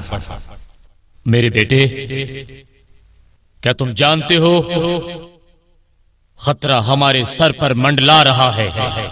جے سینا سینے پر ہاتھ رکھ کر تھوڑا سا جھکا اور بولا، اچھی طرح جانتا ہوں، حکم کا منتظر ہوں۔ میں تو خود دیبل پر حملہ کرنے کے لیے بے چین ہوں۔ راجہ نے یہ سن کر برا سا منہ بنایا اور بولا، جوان اور بوڑھے میں یہی فرق ہے، جوان آدمی کر کے سوچتا ہے، بوڑھا سوچ کر کرتا ہے۔ جے سینا یہ سن کر طنزیہ انداز میں مسکرایا۔ کیا آپ کو معلوم نہیں عرب فوج کا سپہ سالار مجھ سے بھی کم عمر ہے؟ آپ مجھے اس لیے کم عقل خیال نہ کریں کہ میں جوان ہوں۔ راجہ داہر نے یہ سن کر منہ بنایا، پھر فوراً مسکرا کر بولا، اچھا خیر، غور سے سنو۔ اب یہ جنگ دو ملکوں یا دو بادشاہوں کی جنگ نہیں رہ گئی۔ مسلمانوں نے دیبل کا جھنڈا گرا کر ہمارے دیوتاؤں کو جھوٹا ثابت کر دیا ہے، لیکن اب ہمیں یہ ثابت کرنا ہے کہ دیوتاؤں کی توہین کرنے والا ان کے قہر سے بچ نہیں سکتا۔ ہم نے اسلام کے راستے میں بند نہ باندھا، یہ سیاہ دھبا ہمارے خاندان کے چہرے پر لگا رہے گا کہ اس خاندان نے ہندوستان میں اسلام کو راستہ دیا تھا۔ ارمن بھیلا اور دیبل کا ہاتھ سے نکل جانا جنگی نقطہ نگاہ سے ہمارے لیے خطرناک ہے۔ اس طرح دشمن کو دو اڈے مل گئے۔ دیبل یوں بھی بندرگاہ ہے، اس راستے سے دشمن کو ہر قسم کی مدد مل سکتی ہے۔ اس سے بھی زیادہ پریشانی کی بات یہ ہے کہ نیرون کے حاکم نے مسلمانوں کے ساتھ عہد کر لیا ہے کہ وہ اس کے خلاف ہتھیار نہیں اٹھائیں گے اور وہ ہماری مدد نہیں کرے گا۔ نیرون کا حاکم اگرچہ بدھ مت ہے، پھر بھی وہ اب ہماری مدد نہیں کرے گا۔ یہ سن کر جے سینا نے فوراً کہا، آپ حکم دیں تو میں اسے اغوا کر لوں، اس طرح نیرون کی فوج ہمارا ساتھ دے گی۔ راجہ داہر نے انکار میں سر ہلایا اور بولا، ایسا نہ کرنا، میں اسے کسی بہانے بلواؤں گا۔ دوسری طرف میں محمد بن قاسم کو خط لکھتا ہوں، اس طرح ہمیں تیاری کا کچھ وقت مل جائے گا۔ تم اپنے دستے برہمن آباد لے جاؤ، تمہیں دریا عبور کرنا ہوگا، لیکن ایسا کرنا اس لیے ضروری ہے کہ اس طرح محمد بن قاسم تم پر عقب سے حملہ نہیں کر سکے گا۔ دریا تمہاری پشت پر ہوگا۔ باقی رہ گیا نیرون کا حاکم سندر شمنی۔ نیرون کی فوج کے حاکم کو میری طرف سے کہہ دینا اس پر نظر رکھے، پھر جیسی صورتحال ہوگی کیا جائے گا۔ جے سینا نے اٹھتے ہوئے کہا، بہت بہتر، اٹھتا ہوں، محمد بن قاسم کا نام و نشان مٹا کر لوٹوں گا۔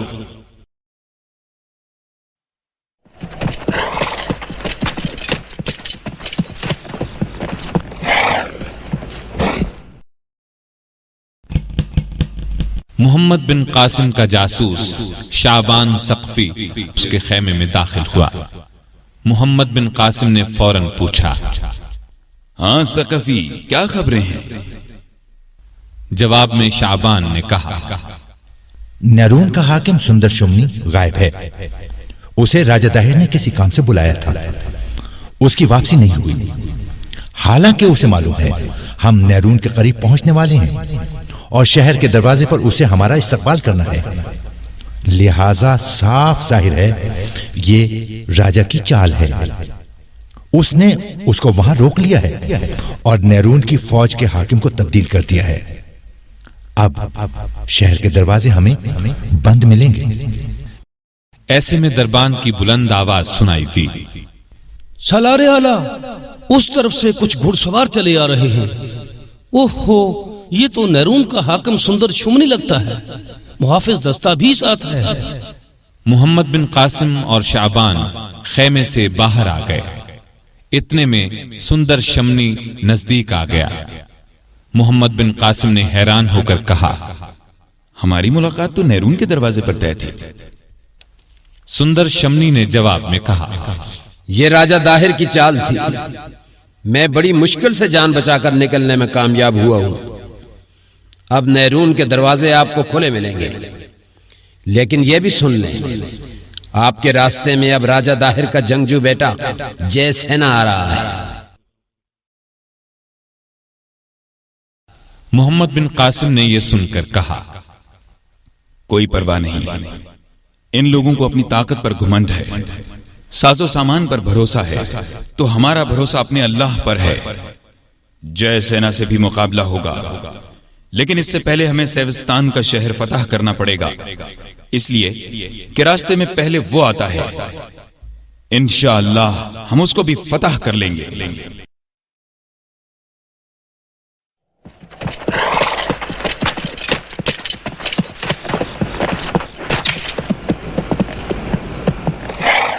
محمد بن قاسم کے دربان کی آواز ابھری۔ سالار اعلی حجاج بن یوسف کی طرف سے قاصد اہم پیغام لے کر آیا ہے۔ محمد بن قاسم نے فوراً کہا، اسے آنے دو، پیغام پڑھا جائے۔ قاصد نے اندر آنے کے بعد حجاج بن یوسف کا پیغام پڑھ کر سنایا۔ محمد بن قاسم، تم پر اللہ کی سلامتی ہو۔ سیوستان کے بعد تم نے سیسم کا قلعہ اور یودیا بھی فتح کر لیے ہیں، ہندو راجہ کی تمام چالوں کو بھی ناکام بنا دیا ہے۔ یہ حالات جان کر اطمینان ہوا۔ اب تم نیرون پہنچ کر راجہ داہر سے مقابلے کی تیاری کرو، فوج کو آرام دو، نفری اور ساز و سامان کی کمی کو پورا کرو، راجہ داہر کو میدان میں للکارو، اسے ایسی شکست دو کہ تمہارے قدموں میں آ گرے، اٹھنے کے قابل نہ رہے۔ راجہ داہر کو شکست دینے کی دیر ہے، پھر ہندوستان کے دروازے تم پر کھل جائیں گے، کوئی تمہارے مقابلے پر نہیں ٹھہر سکے گا۔ نماز اور دعا کو نہ بھولنا، تم نے عبادت، تلاوت اور دعا کے کرشمے دیکھ لیے، اللہ تمہارے ساتھ ہے۔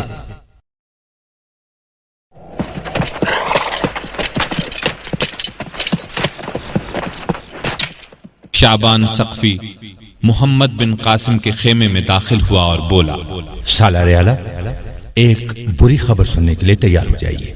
محمد بن قاسم یہ سنتے ہی بولا، اللہ اپنا رحم فرمائے، کہو شعبان کیا بات ہے؟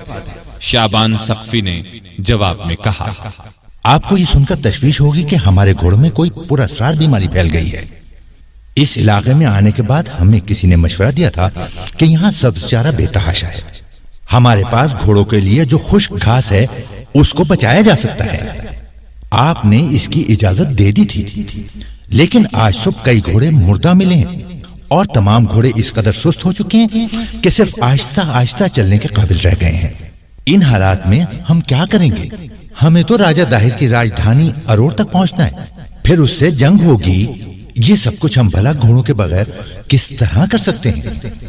ہمارے راستے میں دریا بھی ہے، اس کو بھی گھوڑوں پر ہی عبور کیا جا سکتا ہے۔ یہ سن کر محمد بن قاسم نے کہا، فوری طور پر گھوڑوں کو یہاں کا سبزہ دینا بند کر دیا جائے، اپنے پاس موجود خشک گھاس ان کو کھلائی جائے، دیکھتے ہیں چند دن ایسا کرنے سے گھوڑے معمول پر آتے ہیں یا نہیں۔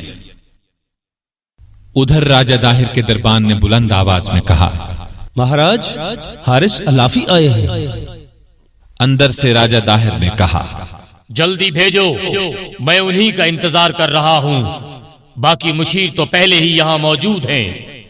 حارث علافی نے اندر داخل ہوتے ہوئے کہا، میں حاضر ہوں مہاراج۔ راجہ فوراً بولا، آؤ علافی، ہم تک یہ خبر پہنچی ہے کہ محمد بن قاسم کے گھوڑوں میں کوئی پراسرار بیماری پھیل گئی ہے۔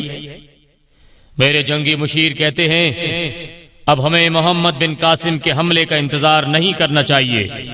ہم اسے یہ مہلت کیوں دیں کہ وہ نئے گھوڑے حاصل کر لے۔ آپ بتائیں آپ کیا کہتے ہیں؟ یہ سن کر حارث علافی نے ٹھہری ہوئی آواز میں کہا، آپ کی فوج کے تمام ذمہ دار لوگ حملہ کرنے پر تلے ہوئے ہیں۔ ان حالات میں جو بھی مشورہ دوں گا آپ کو پسند نہیں آئے گا۔ راجہ داہر نے یہ سن کر منہ بنایا اور بولا، آپ اپنا مشورہ تو دیں۔ حارث نے جواب میں کہا، میں عرب ہوں، عربوں کے بارے میں جو میں جانتا ہوں آپ نہیں جانتے۔ راجہ داہر نے پریشان ہو کر کہا، کیا تم یہ کہنا چاہتے ہو کہ وہ گھوڑوں کے بغیر بھی لڑ سکیں گے؟ کیا عرب کی پیدل فوج ہمارے ہاتھیوں کے مقابلے میں ٹک سکے گی؟ حارث علافی نے فوراً کہا، بالکل وہ مقابلہ کریں گے۔ کیا آپ کو معلوم نہیں اسی ملک کے آتش پرستوں نے مسلمانوں کے خلاف اپنے ہاتھی پہاڑ کی طرح کھڑے کر دیے تھے؟ ان ہاتھیوں کے محوت بھی اسی ملک کے تھے۔ ان ہاتھیوں کی سونڈوں پر لوہے کے خول چڑھا دیے گئے تھے، باقی جسم کے گرد آہنی زنجیریں لٹک رہی تھی اور وہ قادسیہ کی لڑائی تھی۔ کیا آپ کو معلوم نہیں عرب کے مسلمانوں نے کس طرح میدان جنگ سے ان ہاتھیوں کو بھگا دیا تھا؟ پیدل سپاہیوں نے ان ہاتھیوں کی سونڈیں کاٹ دی تھی۔ اور مہاراج، عرب کے مسلمانوں کی تاریخ بتاتی ہے کہ شروع میں تو ان کے پاس گھوڑے ہوتے ہی نہیں تھے، پھر اس وقت کون سی جنگ انہوں نے ہاری ہے؟ آپ کو مشورہ دوں گا کہ مسلمانوں کو صرف اس وجہ سے کمزور نہ خیال کیا جائے کہ ان کے گھوڑے بیمار ہو گئے ہیں، اور یہ بھی نہ سمجھیں کہ ان کا سپہ سالار کم عمر ہے، نا تجربے کار ہے۔ کیا اس وقت تک اس کی کامیابیوں نے آپ کو حیرت میں نہیں ڈال دیا؟ میں آپ کو مشورہ دیتا ہوں، اروڑ سے باہر نکل کر اس کا مقابلہ کرنا ہی ہے تو اسے دریا عبور کر کے اس طرف آنے دیں۔ آپ کے حق میں یہی بہتر رہے گا، آگے آپ جانیں۔ یہ سن کر راجہ داہر نے کہا، ٹھیک ہے، میں تمہارے ہی مشورے پر عمل کروں گا۔ عرب فوج اس طرف آئے گی تو ان کے سامنے ہاتھیوں کا پہاڑ ہوگا اور پیچھے گہرا اور تیز دریا، یا وہ ہمارے ہاتھوں کٹ مریں گے یا پیچھے ہٹ کر ڈوب مریں گے۔ حارث علافی نے خوش ہو کر کہا، اللہ کا شکر ہے آپ نے میرا مشورہ مان لیا۔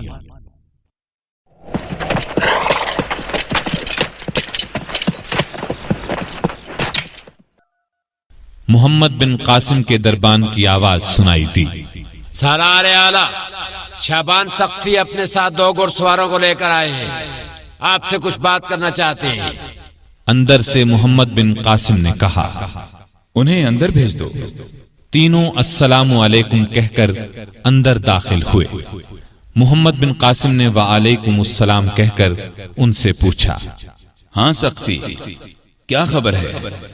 شعبان سقفی نے جواب دیا، حارث علافی ان دنوں راجہ داہر کے ساتھ ہے۔ راجہ داہر کو ہمارے گھوڑوں کی بیماری کا پتہ چل گیا ہے، لہذا وہ اور اس کے مشیر فوری طور پر حملہ کرنے کے حق میں تھے اور دریا عبور کر کے اس طرف پیش قدمی کرنے پر تلے تھے، لیکن حارث بن علافی نے اسے مشورہ دیا کہ وہ خود دریا عبور کر کے حملہ نہ کرے بلکہ عرب فوج کو دریا عبور کر کے اس طرف آنے دے، یہی اس کے حق میں بہتر رہے گا۔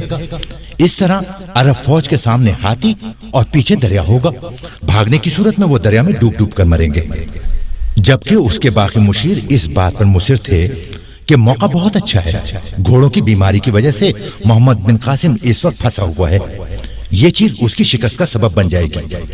لیکن حارث نے اسے خبردار کر دیا کہ آگے بڑھ کر حملہ کرنا راجہ کے لیے کس قدر خطرناک ہو سکتا ہے۔ اس نے حارث کا مشورہ مان لیا ہے۔ یہ سن کر محمد بن قاسم نے اطمینان کا سانس لیا اور بولا، یہ کام دکھایا ہے حارث نے، اللہ کا شکر ہے۔ اب ہمیں دریا پر کشتیوں کا پل بنانا ہے تاکہ فوج دریا کی دوسری طرف جا سکے۔ راتوں رات پل بنایا جائے، ہم انشاءاللہ صبح دریا پار کریں گے۔ اللہ اکبر،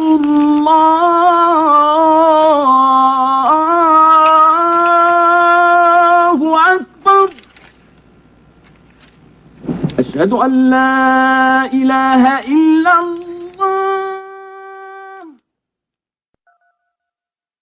نماز کے بعد محمد بن قاسم کی آواز سنائی دینے لگی، بہادرو، کشتیوں کے پل کے ذریعے دریا پار کر جاؤ. پہلے گھڑ سوار جائیں گے. آج شام تک یہ کام ہو جانا چاہیے.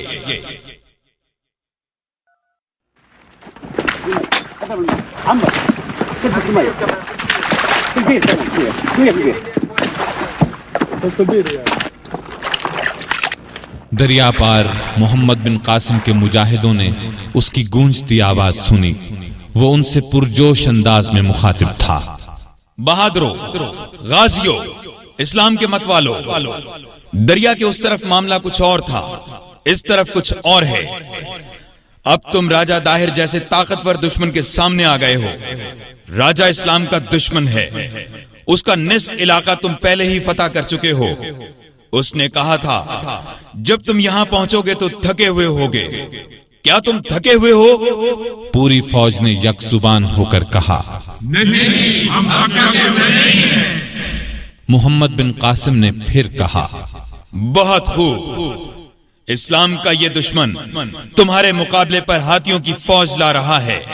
اس کا خیال ہے تمہاری پیش قدمی کو ہاتھیوں کے ذریعے روکا جا سکتا ہے، لیکن انشاءاللہ یہ روک نہیں سکے گا. یہ تمہارے جذبوں کے آگے ریت کی دیوار ثابت ہوں گے. موقع ملے تو ہاتھیوں کی سونڈیں کاٹ ڈالنا. برچھی کام میں لاؤ تو ہاتھیوں کی آنکھوں میں مارنا. تیر چلانے لگو تو ہاتھی پر بیٹھے فیل بان پر چلانا یا ہاتھی کے ہودے میں بیٹھے ہندوؤں پر چلانا. یاد رہے تمہارے پیچھے دریا ہے، لہذا پسپائی کا خیال تک دل سے نکال کر لڑنا.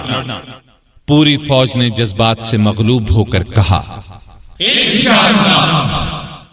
ادھر راجہ داہر کا بیٹا جے سینا اندر داخل ہوا تو راجہ داہر نے کہا میرے بہادر بیٹے، دشمن آ پہنچا. وہ اس مقام پر آ گیا ہے جہاں میں اسے لانا چاہتا تھا. میں اس دشمن کو اس قابل نہیں سمجھتا کہ سارا لشکر ایک بار ہی اس کے سامنے لے آؤں. تم ذرا سنبھل کر آگے بڑھنا. پہل ان کو کرنے دینا. اگر محمد بن قاسم خود میدان میں ہو تو تم اس کے مقابلے میں نہ جانا. اب جاؤ، کود پڑو میدان جنگ میں. جے سینا نے اٹھتے ہوئے کہا ایسا ہی ہوگا مہاراج.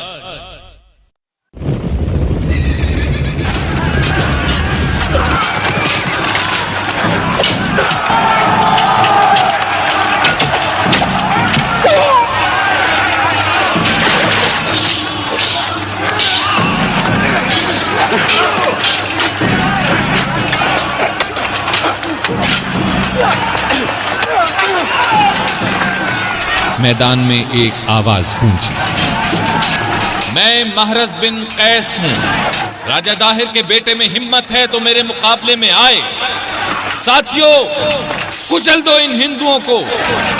جے سینا میرے مقابلے میں نہیں آتا تو کیا ہے، میں خود آگے بڑھوں گا، اس کو تلاش کر کے قتل کروں گا.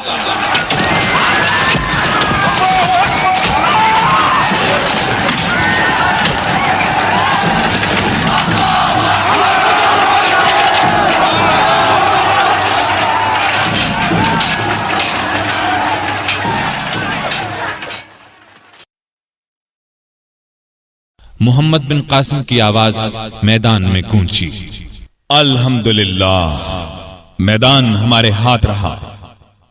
دشمن کی لاشوں کے ہر طرف انبار نظر آ رہے ہیں. افسوس جے سینا بھاگ نکلا.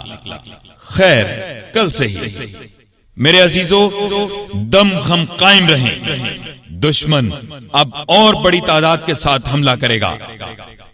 ادھر راجہ داہر نے جے سینا کو خیمے میں داخل ہوتے دیکھ کر کہا میرے بیٹے، تم بچ کر آ گئے، اچھا ہوا. فکر نہ کرو، اب میں رمضان میں جنگ شروع کروں گا. رمضان میں یہ لوگ روزے رکھتے ہیں، بھوکے پیاسے کیا لڑیں گے. لہذا جو ہی چاند نظر آئے گا ہم ان پر حملہ کر دیں گے. اور رمضان کا چاند اب نظر آنے ہی والا ہے.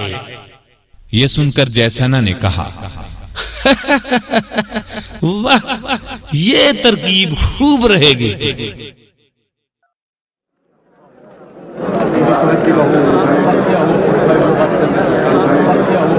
वो रहा देखो, रमजान का चांद नजर आ गया।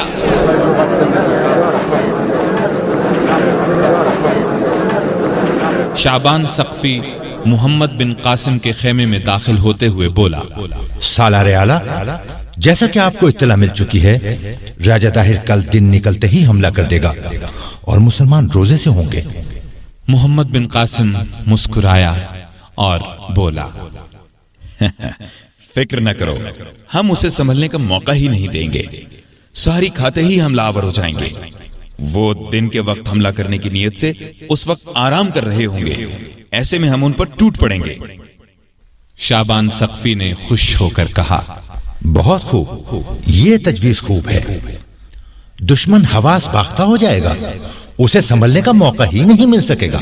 मोहम्मद बिन कासिम ने संजीदा आवाज में कहा, लेकिन सख्फी, ये बात भी जहन में रहे, राजा के पास सिर्फ पैदल फौज 30,000 है, जबकि हमारे पास पैदल फौज सिर्फ 4,000 है।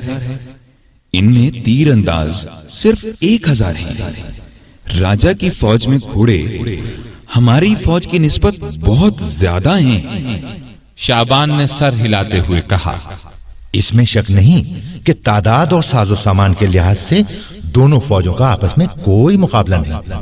मोहम्मद बिन कासिम मुस्कुराया, फिर बोला, ताहम मुसलमान ऐसे मौकों पर कम ही रहे हैं, फिर भी अल्लाह की मदद से उन्हें फतह हासिल होती रही है। मैंने अपनी फौज को 4 हिस्सों में तकसीम किया है। दरमियान में मैं खुद हूंगा, मेरे दाएं तरफ सालार जहम होंगे, बाएं बाजू पर सालार जकवान होंगे, चौथा हिस्सा पीछे रहेगा। वो जंग में हिस्सा नहीं लेगा जब तक कि उसकी जरूरत न पड़े। उस हिस्से का सालार नबात बिन हंजला को मुकर्रर किया गया है। और हाँ, मेरे साथ सालार महरज बिन साबित होंगे। मैंने अपनी फौज को वसीयत की है, अगर मैं मारा जाऊं तो सालार आला महरज बिन साबित होंगे, और अगर महरज बिन साबित शहीद हो जाएं तो सईद सिपाह सालार होंगे।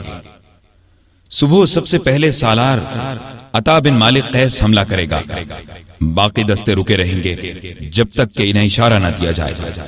शाबान सख्फी ने मुतमईन होकर कहा, बहुत खूब, मैं बहुत ज्यादा इत्मीनान महसूस कर रहा हूं। मोहम्मद बिन कासिम ने फौरन कहा, अल्लाह का शुक्र है।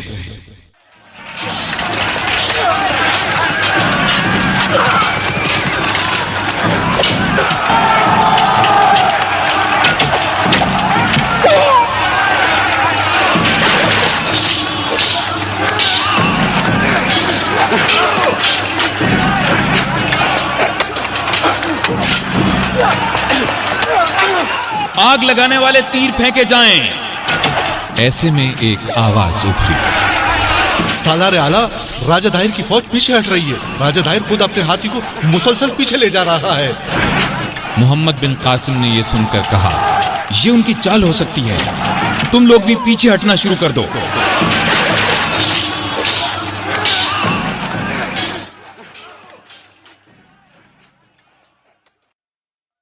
मोहम्मद बिन कासिम ने शाबान सख्फी से कहा, सख्फी, तुम्हारे ख्याल में आज दिन भर की लड़ाई कैसी रही? शाबान सख्फी ने फौरन कहा, अल्लाह की मेहरबानी से हमारा पल्ला भारी रहा। मोहम्मद बिन कासिम ने दूसरे दिन अपनी फौज के सामने ये तकरीर की, साथियों, आज का दिन फैसला कुन होगा। राजा दाहिर ने भी अपनी फौज में यह ऐलान कर दिया है। मैं देख रहा हूं औरतें और बच्चे जख्मियों की देखभाल कर रहे हैं। यह बहुत खुश आइंद बात है। यह भी सुन लो, राजा ने ऐलान किया है, जो शख्स मोहम्मद बिन कासिम का सर काटकर उसके सामने पेश करेगा, वो उसे अपने दरबार में खास जगह देगा और वो 4 देहात का कलादार होगा। लिहाजा मैं भी ऐलान करता हूं, जो राजा दाहिर का सर काटकर लाएगा वो इससे भी बड़े इनाम का हकदार होगा। आज हम नए अज़्म के साथ लड़ेंगे।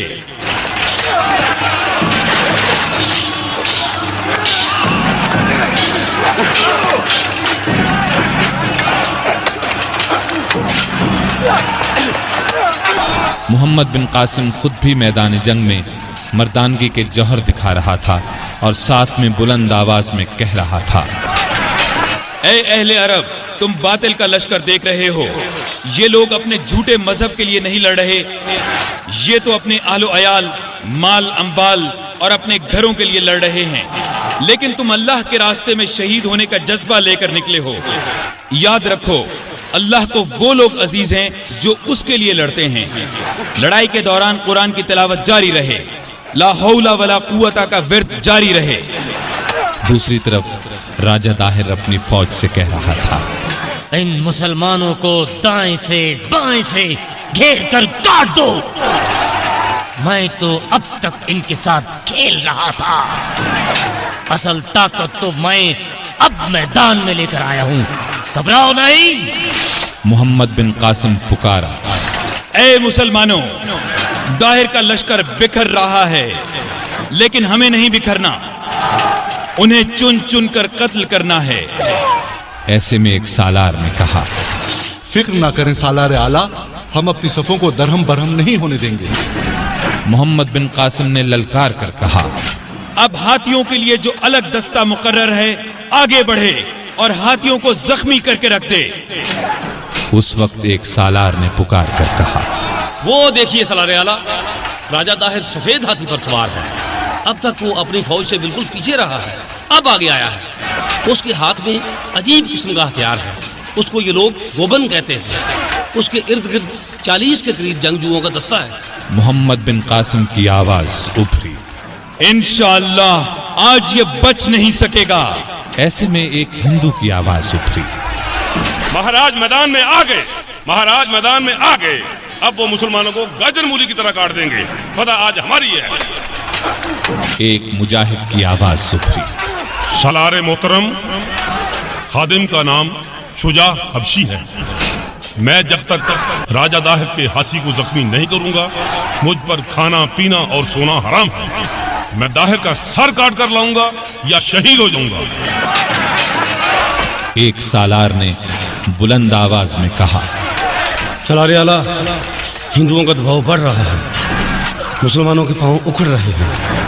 और वो देखिए, शुजा हबशी दाहिर के हाथी के पास पहुंच गया है। वो सूंड पर हमलावर हो रहा है। ओहो, उसने सूंड को जख्मी कर दिया है। लेकिन ये साथ ही राजा का तीर उसके सीने में लगा और वो शहीद हो गया। मोहम्मद बिन कासिम जोश में भर गया। वो पुकारा, अल्लाहु अकबर, बहादुरों, मुजाहिदों, मैं तुम्हारा सिपह सालार जिंदा हूं, मैदान में लड़ रहा हूं। पीठ ना दिखाना, दिलों से खौफ दूर कर दो, सिर्फ शहादत की तमन्ना लेकर आगे बढ़ो, कदम जमाओ। खुजामा बिन उमर मदनी कहां हो? मोहम्मद मुसब कहां हो? नबात बिन हंजला कहां हो? मोहम्मद बिन ज़ियाद अबदी कहां हो? तमीम बिन जैद कहां हो? मेरे अजीज साथियों, मेरे तेज जनो, तुम इस्लाम के मुहाफिज हो। मुअर्रिख जब तुम्हारी तारीख लिखेगा तो तुम्हारे नाम उसमें होंगे। आज तुम इस्लाम का नाम बुलंद करोगे, अल्लाह रहती दुनिया तक तुम्हारा नाम बुलंद रखेगा। शाबाश, वो देखो हिंदुओं के पांव उखड़ रहे हैं। अब मंजनीकों से पत्थर बरसाए जाएं, जौना सलमी शुरू हो जाओ। खूब खूब, बहुत खूब। पत्थरों की बारिश से हिंदू खौफजदा हो गए हैं। अब हाथी बेकाबू होकर खुद उनकी फौज को कुचल रहे हैं। यही वक्त है उन पर भरपूर हमला करने का। आग वाले तीर फेंके जाएं। वाह, बहुत खूब। एक आतिशी तीर ने राजा दाहिर के हाथी पर रखे हौदज को आग लगा दी है। ऐसे में एक मुजाहिद की आवाज उभरी, मेरा नाम कासम बिन अब्दुल्ला है, मैं बनु तय से हूँ। मैं दाहिर के करीब पहुंच चुका हूँ और उसे कत्ल करने लगा हूँ। वो देखें, राजा दाहिर गिर रहा है, हिंदू भाग रहे हैं। उन्हें काट कर रख दो, फिर मुसलमानों के मुकाबले में आने के काबिल न छोड़ो।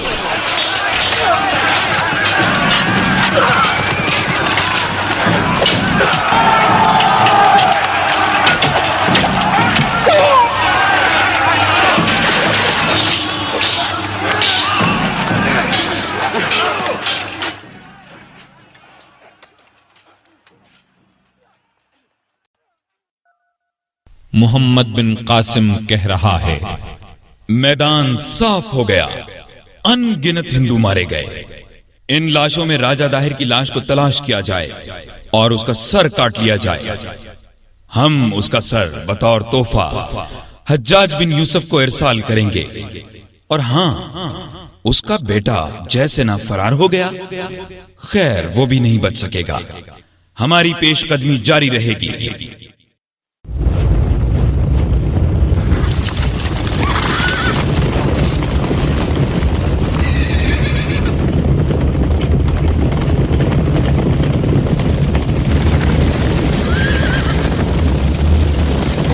اللہ کے دین کی سربلندی کا عزم لیے یہ مجاہد اگلی منزلوں کی طرف روانہ ہو گئے، اور ادھر حجاج بن یوسف بے تابی سے فتح و نصرت کی نوید سننے کے لیے منتظر۔ وہ لمحوں کے شمار اور وقت کی رفتار کے ساتھ مجاہدین اسلام کی ان گنت فتوحات اور برق رفتاری سے آگے بڑھنے کی دعائیں کر رہا ہے۔ اس کی نظریں دیبل سے آنے والے کسی قاصد کی متلاشی ہیں۔ اس کا دل بار بار اللہ رب العزت سے عزت اور سرخروئی کی تمنا کر رہا ہے۔ اس کے کان دین مبین کی سربلندی کا مجدہ سننے کے خواہش مند ہیں۔ وہ عرب کی بیٹی کی فریاد پر کہی گئی لبیک کے وعدے کو پورا ہوتے دیکھنا چاہتا ہے۔ وہ 17 سالہ سالار پر کیے گئے اعتماد کو عملی صورت میں سامنے موجود دیکھنا چاہتا ہے۔ 17 سال کا نوجوان اور نو آموز سالار محمد بن قاسم، اسلامی تاریخ کا وہ ہیرو جس نے سندھ کو باب الاسلام بنا دیا، دین متین کے لیے مشرق کی طرف اشاعت و تبلیغ کے دروازے کھول دیے، جس نے بے رحم اور سفاک راجہ داہر کا پرغرور سر کاٹ کر سرکشی اور بغاوت کی اس علامت کو کچل دیا۔ حجاج بن یوسف اپنے انتخاب کی داد پانے کو ہے۔ محمد بن قاسم کی طرف سے فتح و نصرت کی نوید کا منتظر ہے، اور ہاں، وہ لمحہ آ پہنچا۔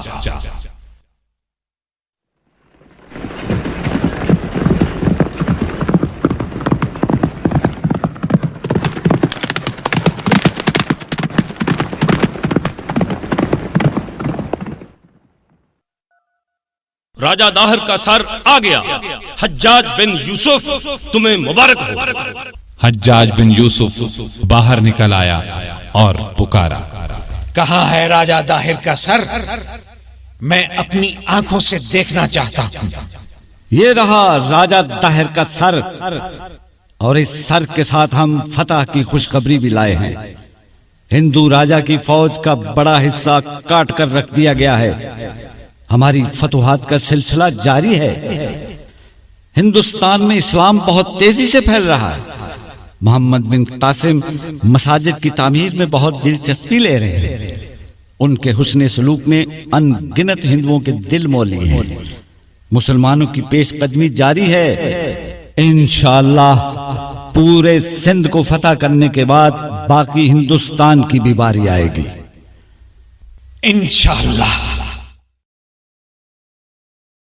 محترم سامعین، ابھی آپ کتاب و سنت کی اشاعت کے عالمی ادارے دارالسلام کی طرف سے محمد بن قاسم سن رہے تھے۔